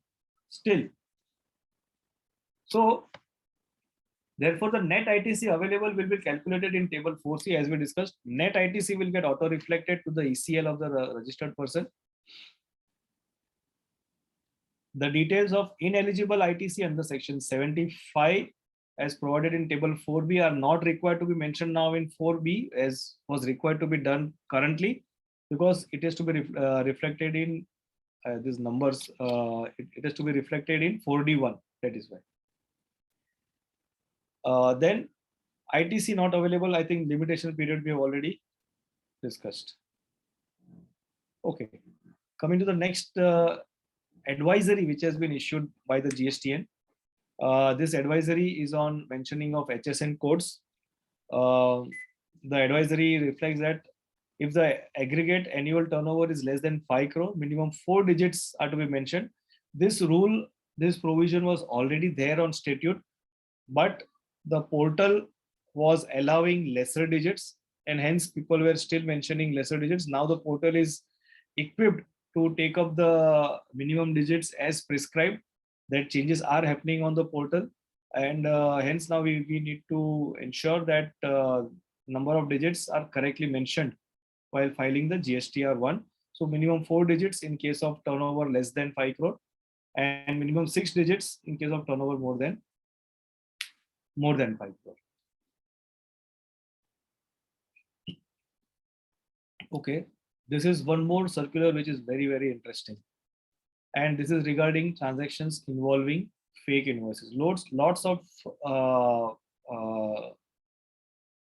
transactions have been unearthed by the department and involving fake invoices. Some may be termed to be fake invoices, others may be actually fake invoices which are issued by the dealers. There could be supply of goods without the underlying supply of services in such cases. And what should be done in those cases? How the tax should be levied? How the credit, whether the credit should be allowed, disallowed? What should be the penal provisions in such cases? This all are clarified in this circular on fake invoices regarding the demand and penalty provisions. The circular is in a question answer format. I have taken up the same questions which are there in the circular and reproduce them over here. We'll go through them.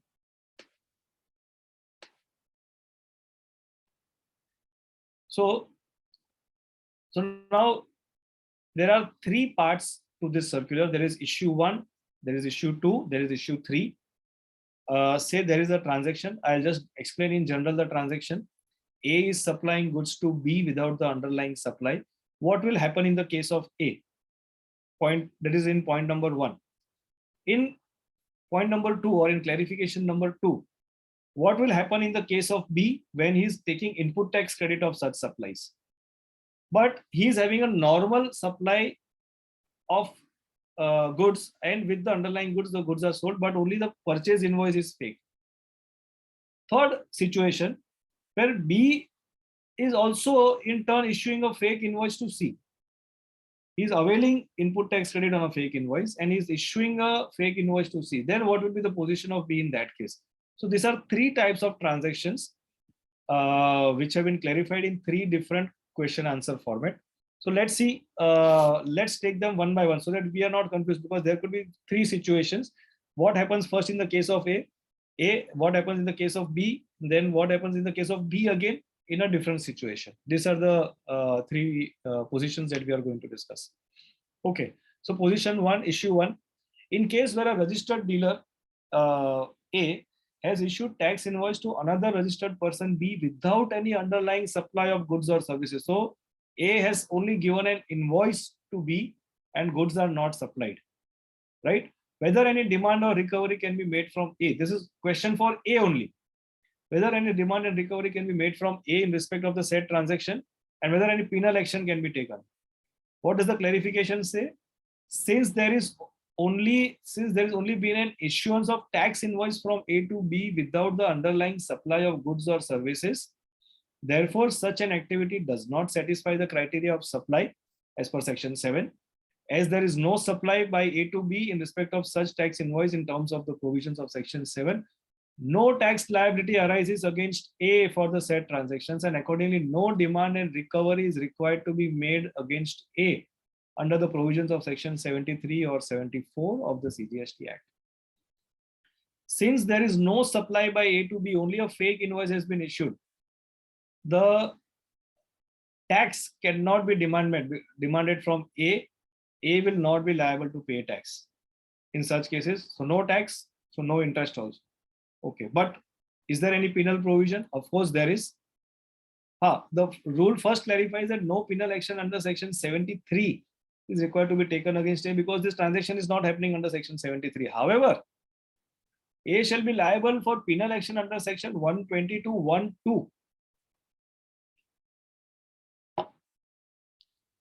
of the CGST Act for issuing tax invoices without actual supply of goods or services or both. Since the transaction is without supply of goods, A is supplying the goods to B. Although A is not liable to pay tax, of course, no tax, no interest, but still A will be liable to pay penalty under section 122, which is up to 100% of the tax involved. So 100% penalty will be levied in such cases, although no tax is payable by A. Okay, then coming to the next part of it. A has issued tax invoice to B without the underlying supply of goods or services. B avails the input tax credit on the basis of the said tax invoice. So B has taken the input tax credit. B further issues invoice along with underlying supply of goods. So B has only taken a fake purchase invoice. Sales is genuine. Purchases are fake, right? on the basis of the above mentioned invoices issued by A for payment of his liability. Whether B will be liable for demand and recovery of the said ITC along with the penal action under the provisions of section 73 or 74. The clarification is, since B has availed and utilized fraudulent ITC on the basis of the said tax invoice without receiving the goods or services or both in contravention of provisions of section 16(2)(b), B shall be liable for the demand of recovery or demand and recovery of the said ITC along with penal action. So for B, ITC will be disallowed. He will be liable to pay the ITC. He will be liable for interest also, and he will be liable for penalty also. Further, as per provisions of section 75(13), if penal action for fraudulent availment of ITC is taken against B under section 74, no penalty of the same act, that is for the said fraudulent availment of ITC, can be imposed on B under section 122. Now we saw for A, section 122 was triggered. For B, penalty is payable, penalty is getting triggered, but under section 73 or 74, or rather they are very categorically mentioned. This is fraudulent ITC, section 74 will apply. So again, here also 100% penalty is payable. So tax, interest and 100% penalty will be applicable for B for only fake purchases. Now coming to the next situation. A has issued tax invoice to B without an underlying supply of goods or services. B avails input tax credit on the basis of the said tax invoice and further passes on the said ITC to another registered person C by issuing invoices without underlying supply. So A has given fake invoice to B, B has given fake invoice to C. There is no supply of goods between either or. What will be the situation? The clarification says, in this case, ITC availed by B in his electronic credit ledger on the basis of invoice issued by A without actual receipt of goods or services has been utilized by B for passing input tax credit by issuing tax invoice to C without underlying supply. As there was no supply of goods or services or both by B to C in respect of the said transaction, no tax was required to be paid by B in respect of the same. The ITC availed by B on the basis of tax invoice issued by A without actual receipt of goods is ineligible in terms of section 16(2)(b). In this case, there was no supply of goods or services by B to C in respect of said transaction and no tax was required to be paid in respect of the said transactions. Therefore, in these specific cases, no demand and recovery of either ITC availed by B or tax liability in respect of outward transaction of B is required to be made from B under the provisions of section 73 or 74 of the CGST Act. So, although B has availed ITC in such cases of fraudulent invoices on the purchase side and issued a fraudulent invoice or a fake invoice on the sales side, both the situation, neither ITC disallowance will be made nor it will become a supply under the section 7, but B shall be liable for penal action both under section 122(1)(2) and 122(1)(7). So for ITC wrong availment, penalty 100%. For issuing fake invoice, again penalty 100%. So 200% penalty will be levied on B, but not tax and interest because there was no supplies. There is no supply, no tax can be levied. I think this is a very good clarification which is given by the department. Hundreds of cases are being litigated by the applicants in such scenarios. There could be genuine cases also where they are deemed to be fake invoices. In all such cases, I think this clarification will guide both the officers and the taxpayers of what should be the tax position and the penalty position.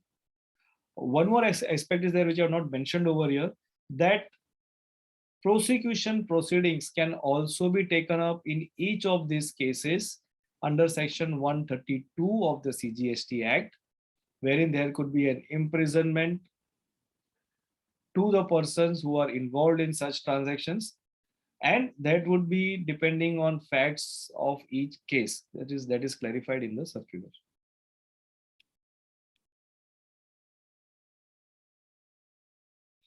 Well, I think it's almost 1 o'clock and Still, I think lots of amendments are still remaining. Vaibhavji, Gautam. Hello.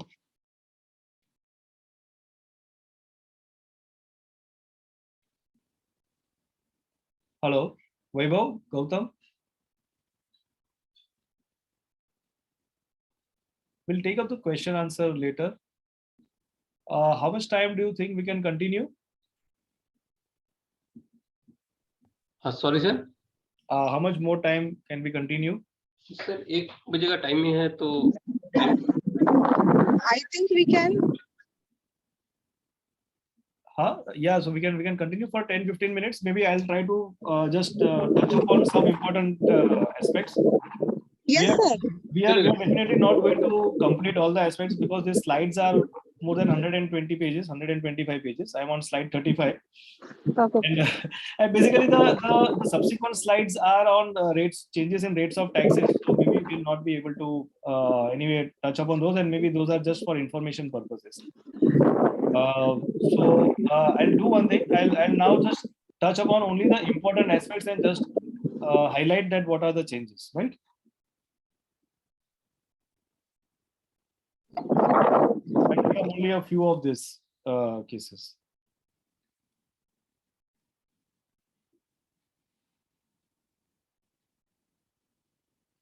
Okay, this clarification regarding section 17.5, an important clarification. This is regarding obligation of the employer under any law to provide certain facilities to its employees as per the provisions of another law. Say an employer is required, say he's a BPO unit, and they are required to provide car facility to the female members for going home as per the provisions of that industry, and it is mandatory for them. Then in such cases, whether the renting of car will be hit by section 17.5b and whether it will be ineligible. There was an issue.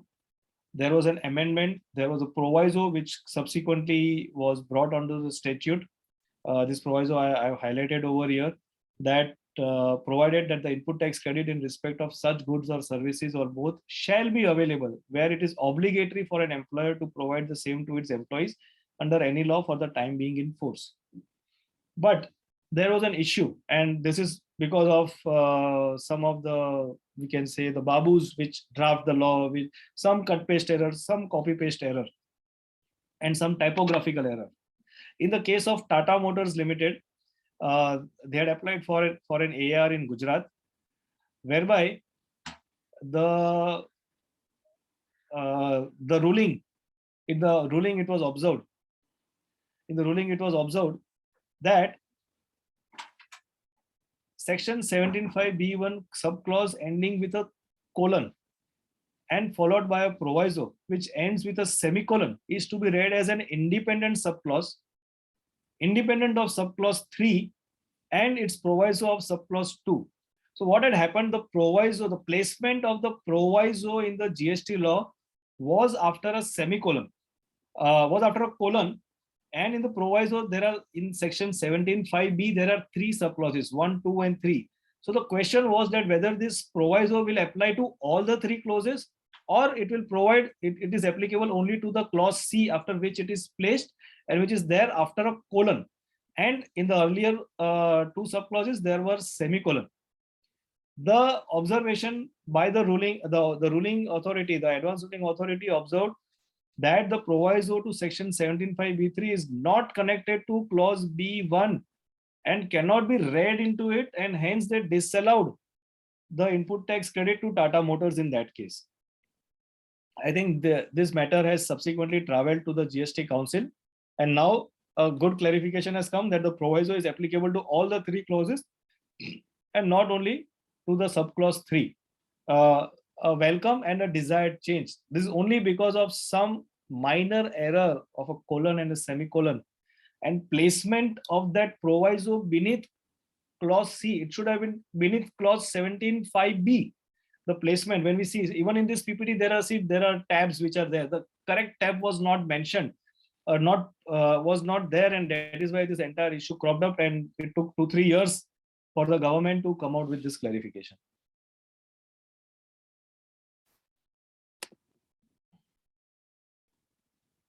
This we have taken up.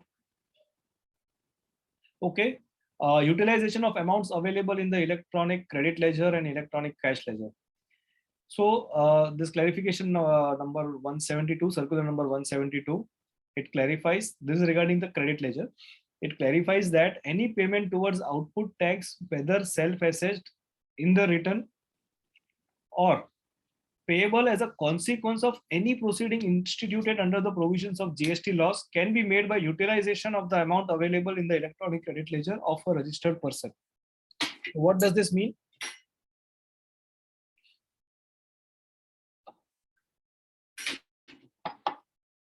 Basically, there was this case in the case of Jyoti Constructions. Jyoti Constructions had filed a rate petition. Jyoti Construction was saddled with a liability and it had to file an appeal. For filing an appeal, it said that it had balance in the electronic credit ledger and 10% of the pre-deposit required, it wanted to pay through the electronic credit ledger. The officer disallowed it. The matter went to the rate petition, and the High Court also told that the pre-deposit for filing appeal to be paid only through the electronic cash ledger and not through the electronic credit ledger. So that has been an issue because the wordings of section 49 are such.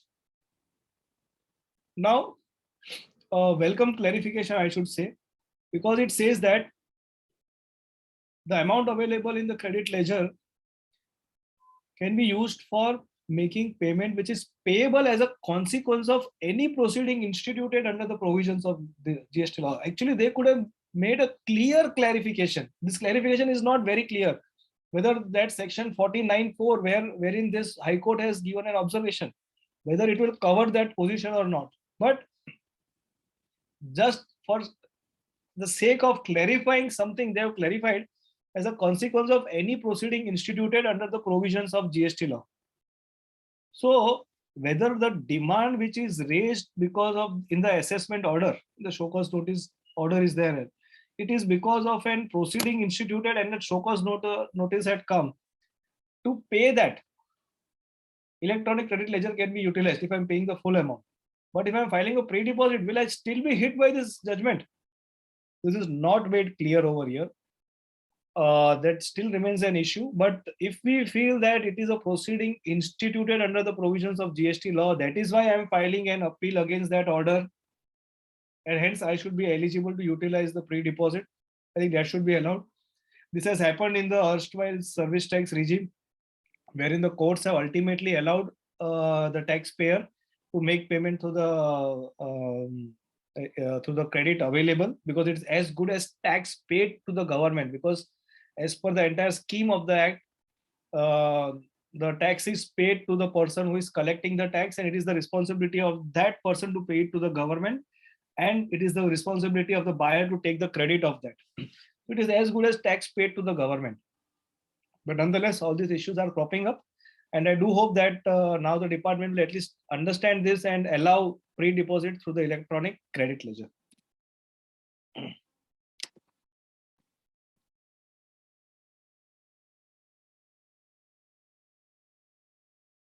I think this this clarification was already there.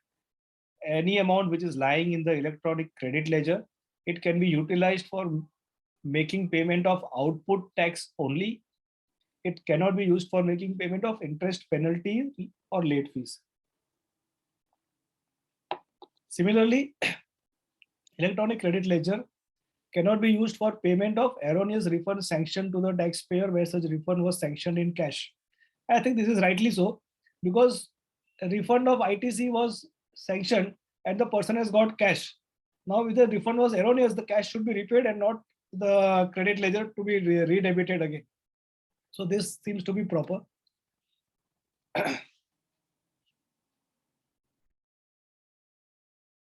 Now regarding the electronic cash ledger, whether amount available in the electronic cash ledger can be used for making payment of any liability under the GST law. And the clarification is, as per section 49(3), the amount available in the electronic cash ledger may be used for making any payment towards tax, interest, penalty, fees, or any other amount payable under the provisions of the GST law. So as per the electronic cash ledger, it can be utilized for making any type of payment.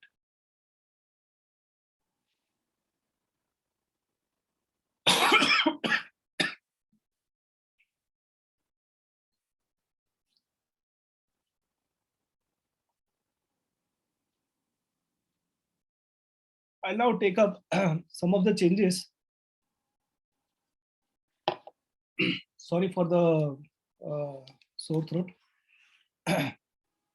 Some of the changes relating to changes in rates of tax.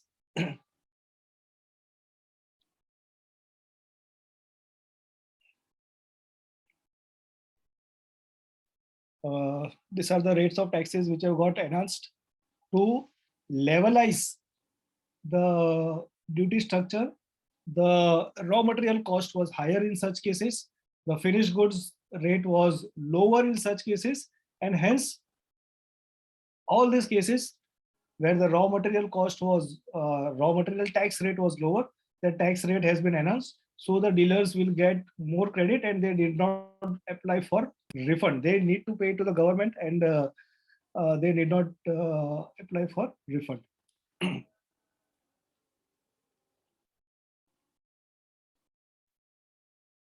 Okay, then sorry.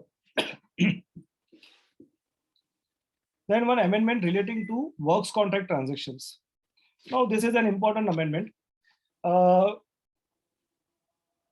are all these types of contracts wherein in notification number 11 of 2017, central tax rate notification for services, in entry number 3, there were various exemptions which were given to these types of transactions, wherein the works contract were being undertaken for bridges, railways, metro, crematorium, and for works contracts supplied to government authorities, historical monuments, canals, dams, etc. In all such cases, the rate of tax had been reduced to 12% as per that notification.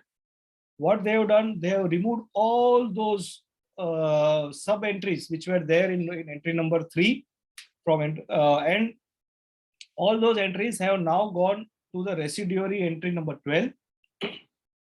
And as per the residuary entry, the tax rate will be 18%. So many of these contracts would be ongoing contracts. We need to check the contracts once again, whether the person will be eligible to charge more tax to the recipient, because most of these are government contracts.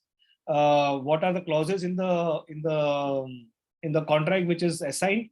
All those need to be checked. Point number 1. Point number 2, also the time of supply needs to be checked. Whenever there is a change in the rate of tax, we need to see the time of supply provisions. If any 2 out of the 3 provisions are happening before the date on which the rate has changed, the earlier provision will apply, or the earlier rate will apply, and otherwise the new rate will apply. So in case of so if the advance is received, say, and the invoice is made, old rate will apply. In case where goods are delivered and invoice is received but payment is pending, old rate will apply. Right? But if the invoice is issued later, payment is received later, only work is done, new rate will apply. So I think all those provisions of time of supply need to be checked in case of all such cases involving changes in rate of tax. So that needs to be seen. One more effect of these changes, what has happened in that notification number 11, entry number 3 and its sub entries, is that all these entries which were here, they have been fully omitted from that notification. And when we go to this recommendations made by the council, because this slide which I have prepared is from the recommendation of the council, they had recommended only to remove the supplies which are made to government or for canals, dams, monuments, educational institutions, etc.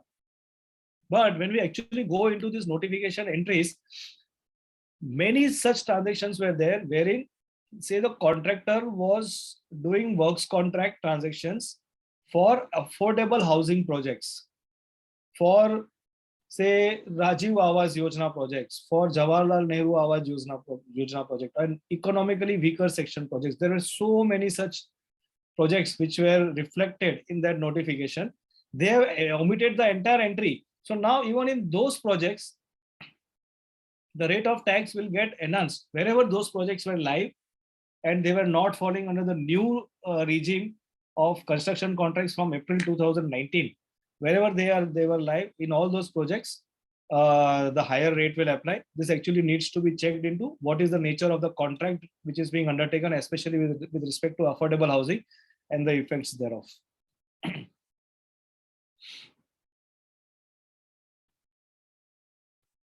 Okay, coming to the exemption, removal of exemption regarding food grains and pre-packaged and pre-labeled retail pack items. Now, what is that amendment? So what had happened, the council recommended to revise the scope of exemption on specified food items and food grains when not branded or when the right of brand has been foregone. So what was the existing position? There were many such types of food items and grains which were actually exempted, and they were falling under notification 2 of 2017, where they were in the exemption list. In that exemption list, there was an exception which was telling that, okay, say these cereals and pulses, if they are sold under a brand name, then they are not exempt. They will fall under notification number 1 and say they will be taxable at the rate of 5%. Within brand name, there were again a split was there. If they are branded, then the exception was available. Or even if they are branded, but the right of the brand has been foregone by that company and a declaration to that effect was given on that package, then again those commodities, say those cereals and pulses, they were becoming exempt. Now, what the council has done, in all those entries, there are, I think, 20-25 entries or maybe more than that. In all those entries, they have removed the word where the exception was, except when sold in unit container containing a brand name or where the right of brand has been foregone. They have removed those words. In place of that, they have put the words except when pre-packaged and pre-labeled as per the Legal Metrology Act. Now, all those items which were in the notification number 2 as exempted, so the word brand name, foregoing of brand name, that has gone away. Instead of that, pre-packaged and pre-labeled condition has come, and in such cases, the tax will be levied at the rate of, say, 5% or 12%, whatever is that commodities rate. So now, what does this impact? So it is not that such goods were fully tax-free. Some of them were taxable if they were adhering to those conditions of branding. If they were adhering to those conditions of branding, of brand name, then they were actually taxable. So it is not that the tax is being brought in for the first time in case of such commodities. Second, there is now a linkage of pre-packaged and pre-labeled items with the Legal Metrology Act. Now, maybe all of us, as GST practitioners, will have to again look into the Legal Metrology Act, which we never looked to either to. Even we at our office, we had a lot of discussion of what this Legal Metrology Act is and what are the terms and conditions thereof. Well, in the Legal Metrology Act, there are various provisions. Now, regarding pre-packaged and pre-labeled, the provision is that, what is a pre-packaged? So first of all, what is a pre-packaged? Pre-packaged means when the customer is not there in front of that seller and the goods are packed, those are called as pre-packaged. Pre-labeled means all those pre-packaged goods need to be labeled because the customer needs to identify, okay, which are these cereals, what quality, what quantity, what is the date, what is the expiry, right? So all those. So that is a pre-labeling. That pre-labeling may either be, it can be affixed on the packet, or it can be a sticker which is affixed, or it can be printed on that package, either or. Now, these retail packs, this pre-packaged and pre-labeled have to be retail pack items. It is not applicable to all the goods and commodities. It is not applicable in cases where the, say in the case of goods which are sold in kgs, it is not applicable in cases where the weight of that package is less than 25 kgs. So up to 25 kgs, they are considered to be retail pack under the Legal Metrology Act. And this provision is applicable only to those situations. So if a package is above 25 kgs, this provision is not applicable per se, first of all. That is the first point. Second point is, if such goods are still sold in loose condition. See, if you go to a kirana store and you'd say, I want 1 kg of rice, he's having a guni with him, and in that gunny bag he will pull it out and give it to you, then it is still not taxable today. It is not pre-packaged and pre-labeled. But yes, if you go to a DMart shop or any such store and you pick it up from the shelf as a pre-packaged item, then yes, that becomes liable to tax. Of course, that whether that was a branded or a brand foregone package, we don't know, because that only that person who is selling would know that. If it was there, it was already taxable. If it was not a branded, then it was not taxable, right? So that thing is there. Second, wholesale packages. Now, when these goods are sold by the wholesaler to the retailer, whether the tax will be applicable or they will be exempt. So there's an FAQ, which the FAQ goes to clarify that, say if there's a wholesaler who is, say he's selling 100 kgs of say cereals to the retailer, but he's selling it as 100 packets of 1 kg each. Then these are retail pack items. Tax will be payable by the wholesaler also on such items. If the wholesaler is selling it in loose quantity of 100 kg one, see if there's a box of 100 kg which contains 100 packs, 100 packets, then yes, tax will apply. If it is 100 kgs in total, then it becomes a wholesale sale. It will not apply, right? So that distinction needs to be kept in mind. And once it is sold loose, that also. Apart from this, there are certain other exceptions under the Legal Metrology Act when the goods are being sold to institutional buyers. Then these rules will not apply. Then in case of cement, the size of the packet for retail is 50 kgs and not 25 kgs. So these are some few of these important points with regards to the Legal Metrology Act, which we need to understand before checking the applicability of this pre-packaged and pre-labeled pack items.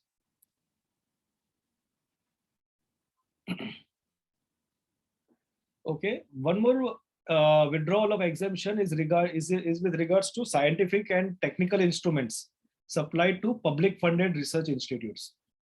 Here there were exemptions both under the Customs Act as well as under the IGST Act, that when such goods are sold for use by such public funded research institutes, then in such cases there was a rate of 5% only which was applicable to those items.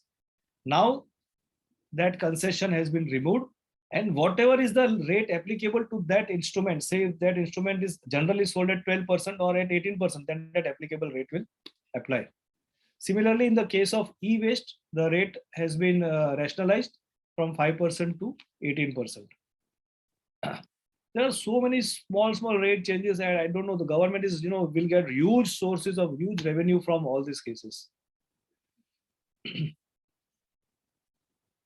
Then there are various exemptions in case of services also, which have been withdrawn.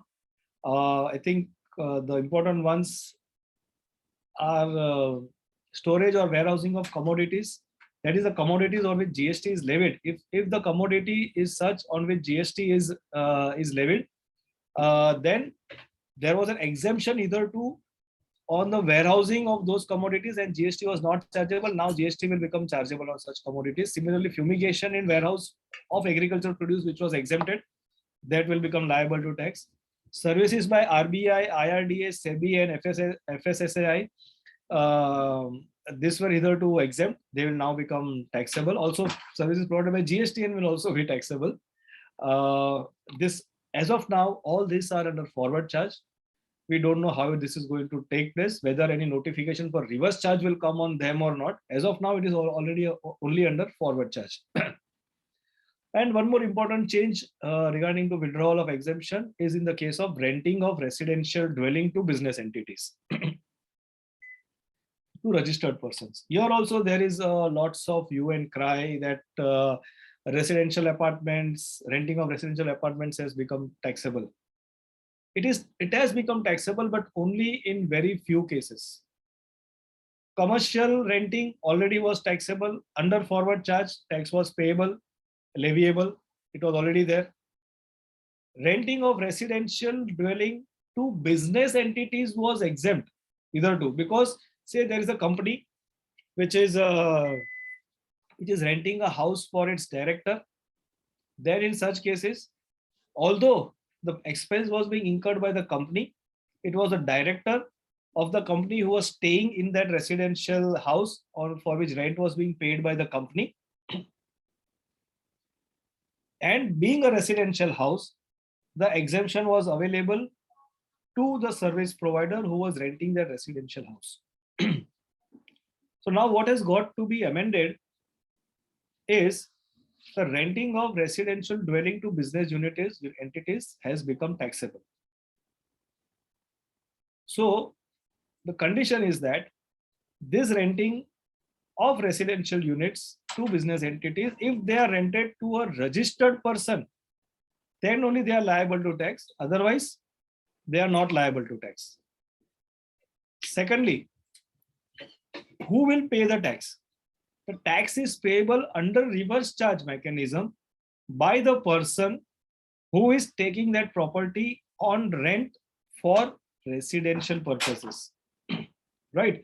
So it will be the registered person who will be liable to pay under reverse charge mechanism, and not the person who is giving the property on rent. Two more issues in this, or maybe three more. One is whether say that person who is giving the property on rent, he will be liable for registration. Well, since this amount has become taxable, since this amount is taxable, and if his aggregate turnover is exceeding the limit of 20 crores, yes, he will become liable for registration, although tax is to be paid by the recipient under reverse charge mechanism. This we have seen in the case of GTA services also, wherein many of the GTAs are registered, where the tax is payable under reverse charge by the recipient, but they are required to take registration. Okay. Second is whether the recipient, say company ABC Limited has taken a house on rent for its director and paying tax under reverse charge as per the new provision, whether that company will be able to take input tax credit, saying that this is in the course of business that my director is staying over there. Well, this is going to be litigative, because there is section 17(5). There is one clause in section 75 which says that if any services are used for personal consumption, then credit will not be allowed under section 17(5). Right? So there is a fair chance that this credit will be ineligible, and the company will become liable to pay a tax under reverse charge mechanism. Another aspect, what if the director himself is paying that rent and getting reimbursed from the company? Then first of all, whether the company is liable or not liable. According to in my view, if the director is paying the rent and which he is getting reimbursed from the company, then tax liability should not arise because it is the director who is paying it in his personal capacity and not the company which is paying. Company is reimbursing the payment made to the director. So in such cases, tax should not be applicable. Of course, whether to be taken as a perquisite and the value thereof and under Income Tax Act, that proposition remains at its place. Another aspect is, say, in case of chartered accountants, and this is one aspect which has been floating on the WhatsApp groups, that chartered accountants, anyways, they are working 24/7 and they only go home to sleep. And even there, they carry their laptop and do work from home. And if they are staying in the rented premises, whether they will be liable to pay tax under RCM. And of course, for other professionals also. I think there is some area of concern. Again, two propositions. First is whether that person is treating that expenditure as a business expenditure. If it is treated as a business expenditure, definitely RCM will apply. Whether it will become eligible or not, again the issue is work from home. If he's treating it as his office, working from home, then there's a chance that it is becoming eligible. But to what extent, fully, partly, there are various issues. Second part is, what if he's not debiting it to his business balance sheet, but he is debiting it only to his personal balance sheet? Then whether it should be applicable, RCM should be applicable. Like in the case of director, we told, or maybe some other stuff that is not applicable. Here, there is a bit gray area, we can say, because the registration is of the person, and since that person is registered, he has a trade name, and the trade name liability is paying. In personal capacity, he should not become liable to be to RCM if he is not debiting it to his business balance sheet. But as we know, the department, they can always raise an issue in this. I was just talking to some chartered accountant, another fellow colleague, and he said, I will now change my agreement. I will make the rent payment from my wife's account, and I will not pay. Engineering minds of chartered accountants, they already started working. So in case to avoid litigation, you may do so. Personal payment, because the clause says it is the person who is the registered person, and Mr. A, proprietor of ABC and company, is registered. So there can be a case for litigation. Just to avoid, we can take the necessary steps.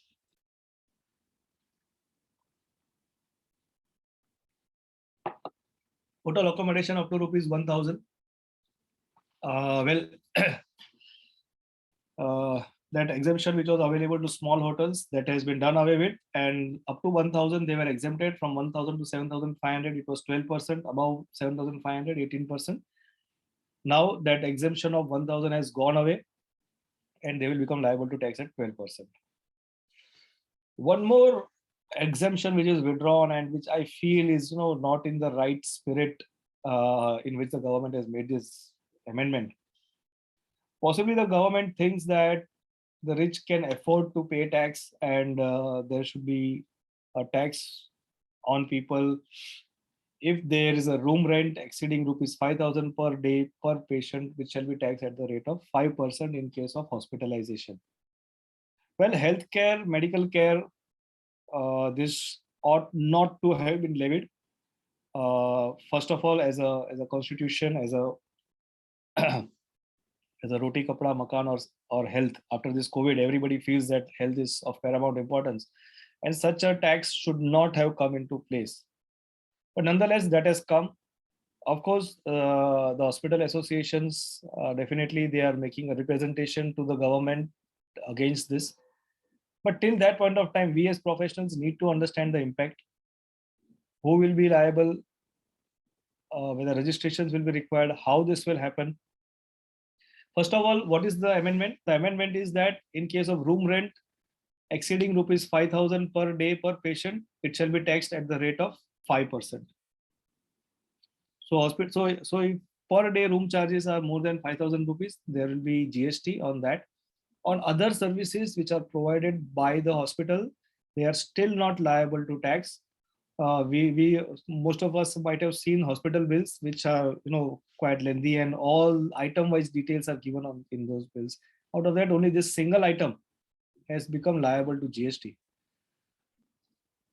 first of all, the basic principle and which the Supreme Court recently in the case of Mohit Mineral has given a remark that there cannot be an artificial split to a transaction of a composite supply. Is the patient going for the room charges into the hospital, or is he going for the healthcare services which that hospital is providing? And basically, it is because of an illness that the person is getting admitted to the hospital and not otherwise. So, in spirit of the Supreme Court judgment which has recently come in the case of Mohit Mineral, although Mohit Mineral was relating to levy of IGST on ocean freight which is charged by the foreign supplier. Of course, it has its own implications, repercussions separately. But a very important observation of the Supreme Court was that you cannot artificially vivisect the transaction. So now in the case of hospitals, can this transaction be vivisected? Although there could be an item-wise billing, but the patient is going for healthcare treatment and he is given an option to either stay in a room 1 or room 2 and the respective charges are there. So I think this itself appears to be challengeable, that whether the government can do so in the case of room rent. And then certain other issues are regarding registration of various nursing homes who would be charging, say, rent above this.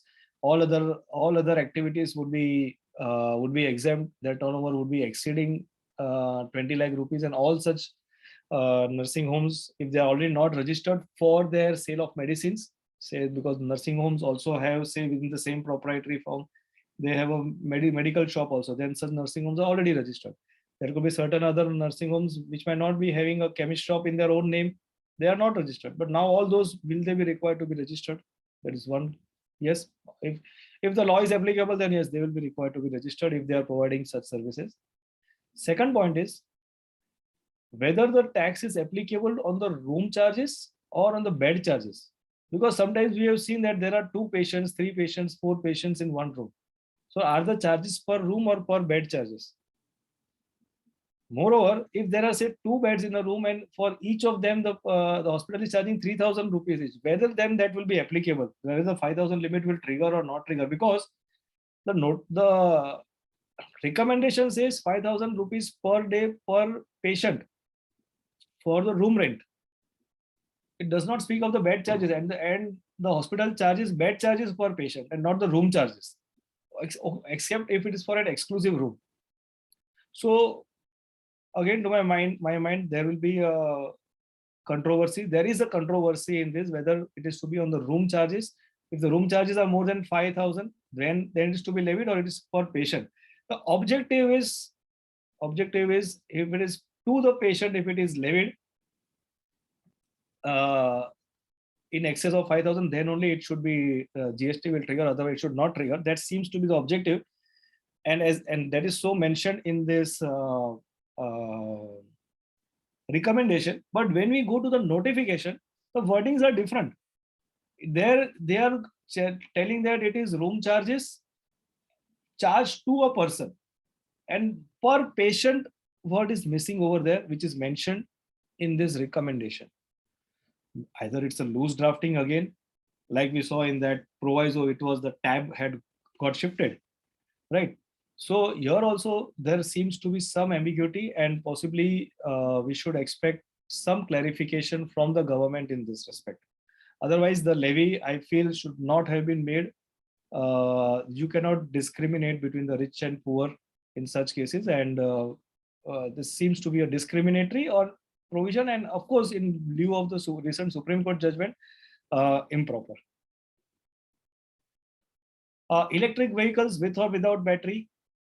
Similarly, there was an issue. There were 2 divergent AAR from different states, wherein one state an e-auto rickshaw was sold without a battery.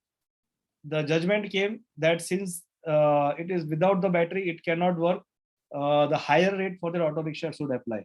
In another state, there was a better view which stated that whether with or without battery, the vehicle which has been sold as an e-vehicle is registered with the Ministry of Road Transportation as an e-vehicle, whether fitted with the battery or without the battery, and hence the rate applicable to the e-vehicle should apply and 5% should apply. And that is why the government had to come out with this clarification, and the notification has been so issued in this case.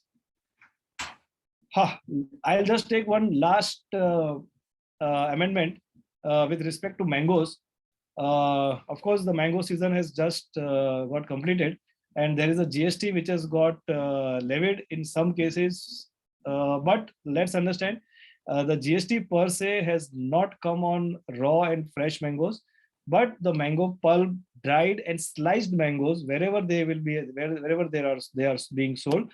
There was a controversy in levy of tax on that, and the government has now clarified that GST will not be levied on raw and fresh mangoes, but only on the mango pulp, dried or sliced.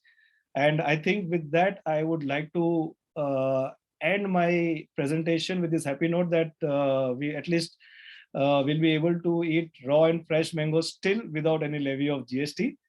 I thank the organizers and all the participants for a patient listening. We have definitely exceeded our time allotted to us, and we have reached till the end of this presentation, which relates to the basic points which are getting amended. There are still many other changes, and you can see there is a full slide which I have given with the respective changes. The slide is almost 125, turns in 125 sheets, slides. We will not be able to cover up all those, but in the end, lots of thanks to all of you for a very patient hearing. In case there are any questions, we can take up a few of them if time permits.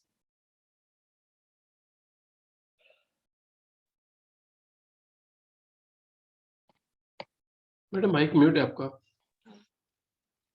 I think one or two questions has put up by the members, no? Yeah, I'll try to take up.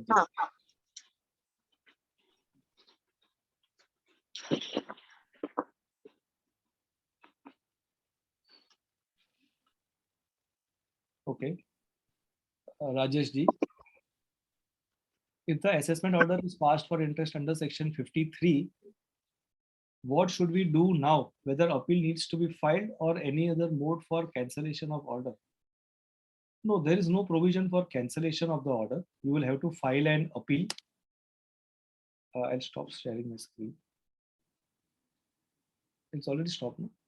Yeah. You need to file an appeal. There is no automatic cancellation of order, but you can definitely appeal against that and get the relief. Sir, please advise whether GST on hotel room rent below rupees 1000 per day is applicable for government guest houses, charging rupees 450 per day at 12% also. I think this will be applicable to everyone. This is also applicable to dharamshalas. We were just trying to decipher that, and now even dharamshalas who are charging say 300-400 rupees per day, they will also become liable to such GST being applicable. Only point is that for dharamshalas, etc., if there are charitable trust, they've been recognized as charitable trust, and they are then there's an exemption up to 1000 rupees for them. So to that extent, such dharamshalas will not be liable to pay, but others such will be pay. And if the government guest house, I think they will also become liable to charge GST, except if they are exempt. I don't think it is a duty of the government for such things. Mostly they will become liable for tax. Then rule 14 inserted in rule 87 for interest paid for wrongly availed ITC only when utilized. And this has come retrospective from 1/7/17. So if you have paid interest due, we shall be eligible to refund of this interest paid. I think definitely you should try. Why not? Why not? You should try for a refund. You will not get an automatic refund. Department is not going to work out that okay, अरे भाई हमने retrospective amendment किया, आपने ज़्यादा भर दिया, हम आपको वापस जाके interest का refund देते हैं. Government will not apply that, will not give you the refund. But I think there's a fair chance and a proposition to apply for refund. According to me, the time limitation for refund also should not apply to these cases because the amendment has been made now and the retrospective amendment has been made. So in case any excess interest has been paid, it is a fair proposition to apply for refund even beyond the limitation period. Can you please elaborate the RCM applicable in case of rent paid on residential dwelling to business entities? I think this I've already covered up in my presentation. So it's already mentioned. RCM is applicable to the business entities. Fine. Yes. So thanks. So, sir, it was really, really wonderful, very informative and knowledgeable session. So I must say that you have touched upon each and every aspect of this recent notification. I understand अगर ये तो और 2-3 घंटा भी continue करेंगे तो भी complete नहीं होगा. But of course, you have still you have covered in a very precise manner और बहुत अच्छे से आपने बहुत short period में cover कर लिया. Really, really, thank you so much on behalf of WIRC. Myself, Shweta Jain, Secretary, would like to present a hearty vote of thanks for accepting the invitation and sparing your valuable time with all of us. Thank you so much, sir. And Thank you very much, definitely madam. look forward for another interesting session in near future also from your side. Sure, madam. Sure. Thank you very much, and thank you so to much. all the participants also. Yeah. And sorry for delaying your for lunch. No, but still, sir, people are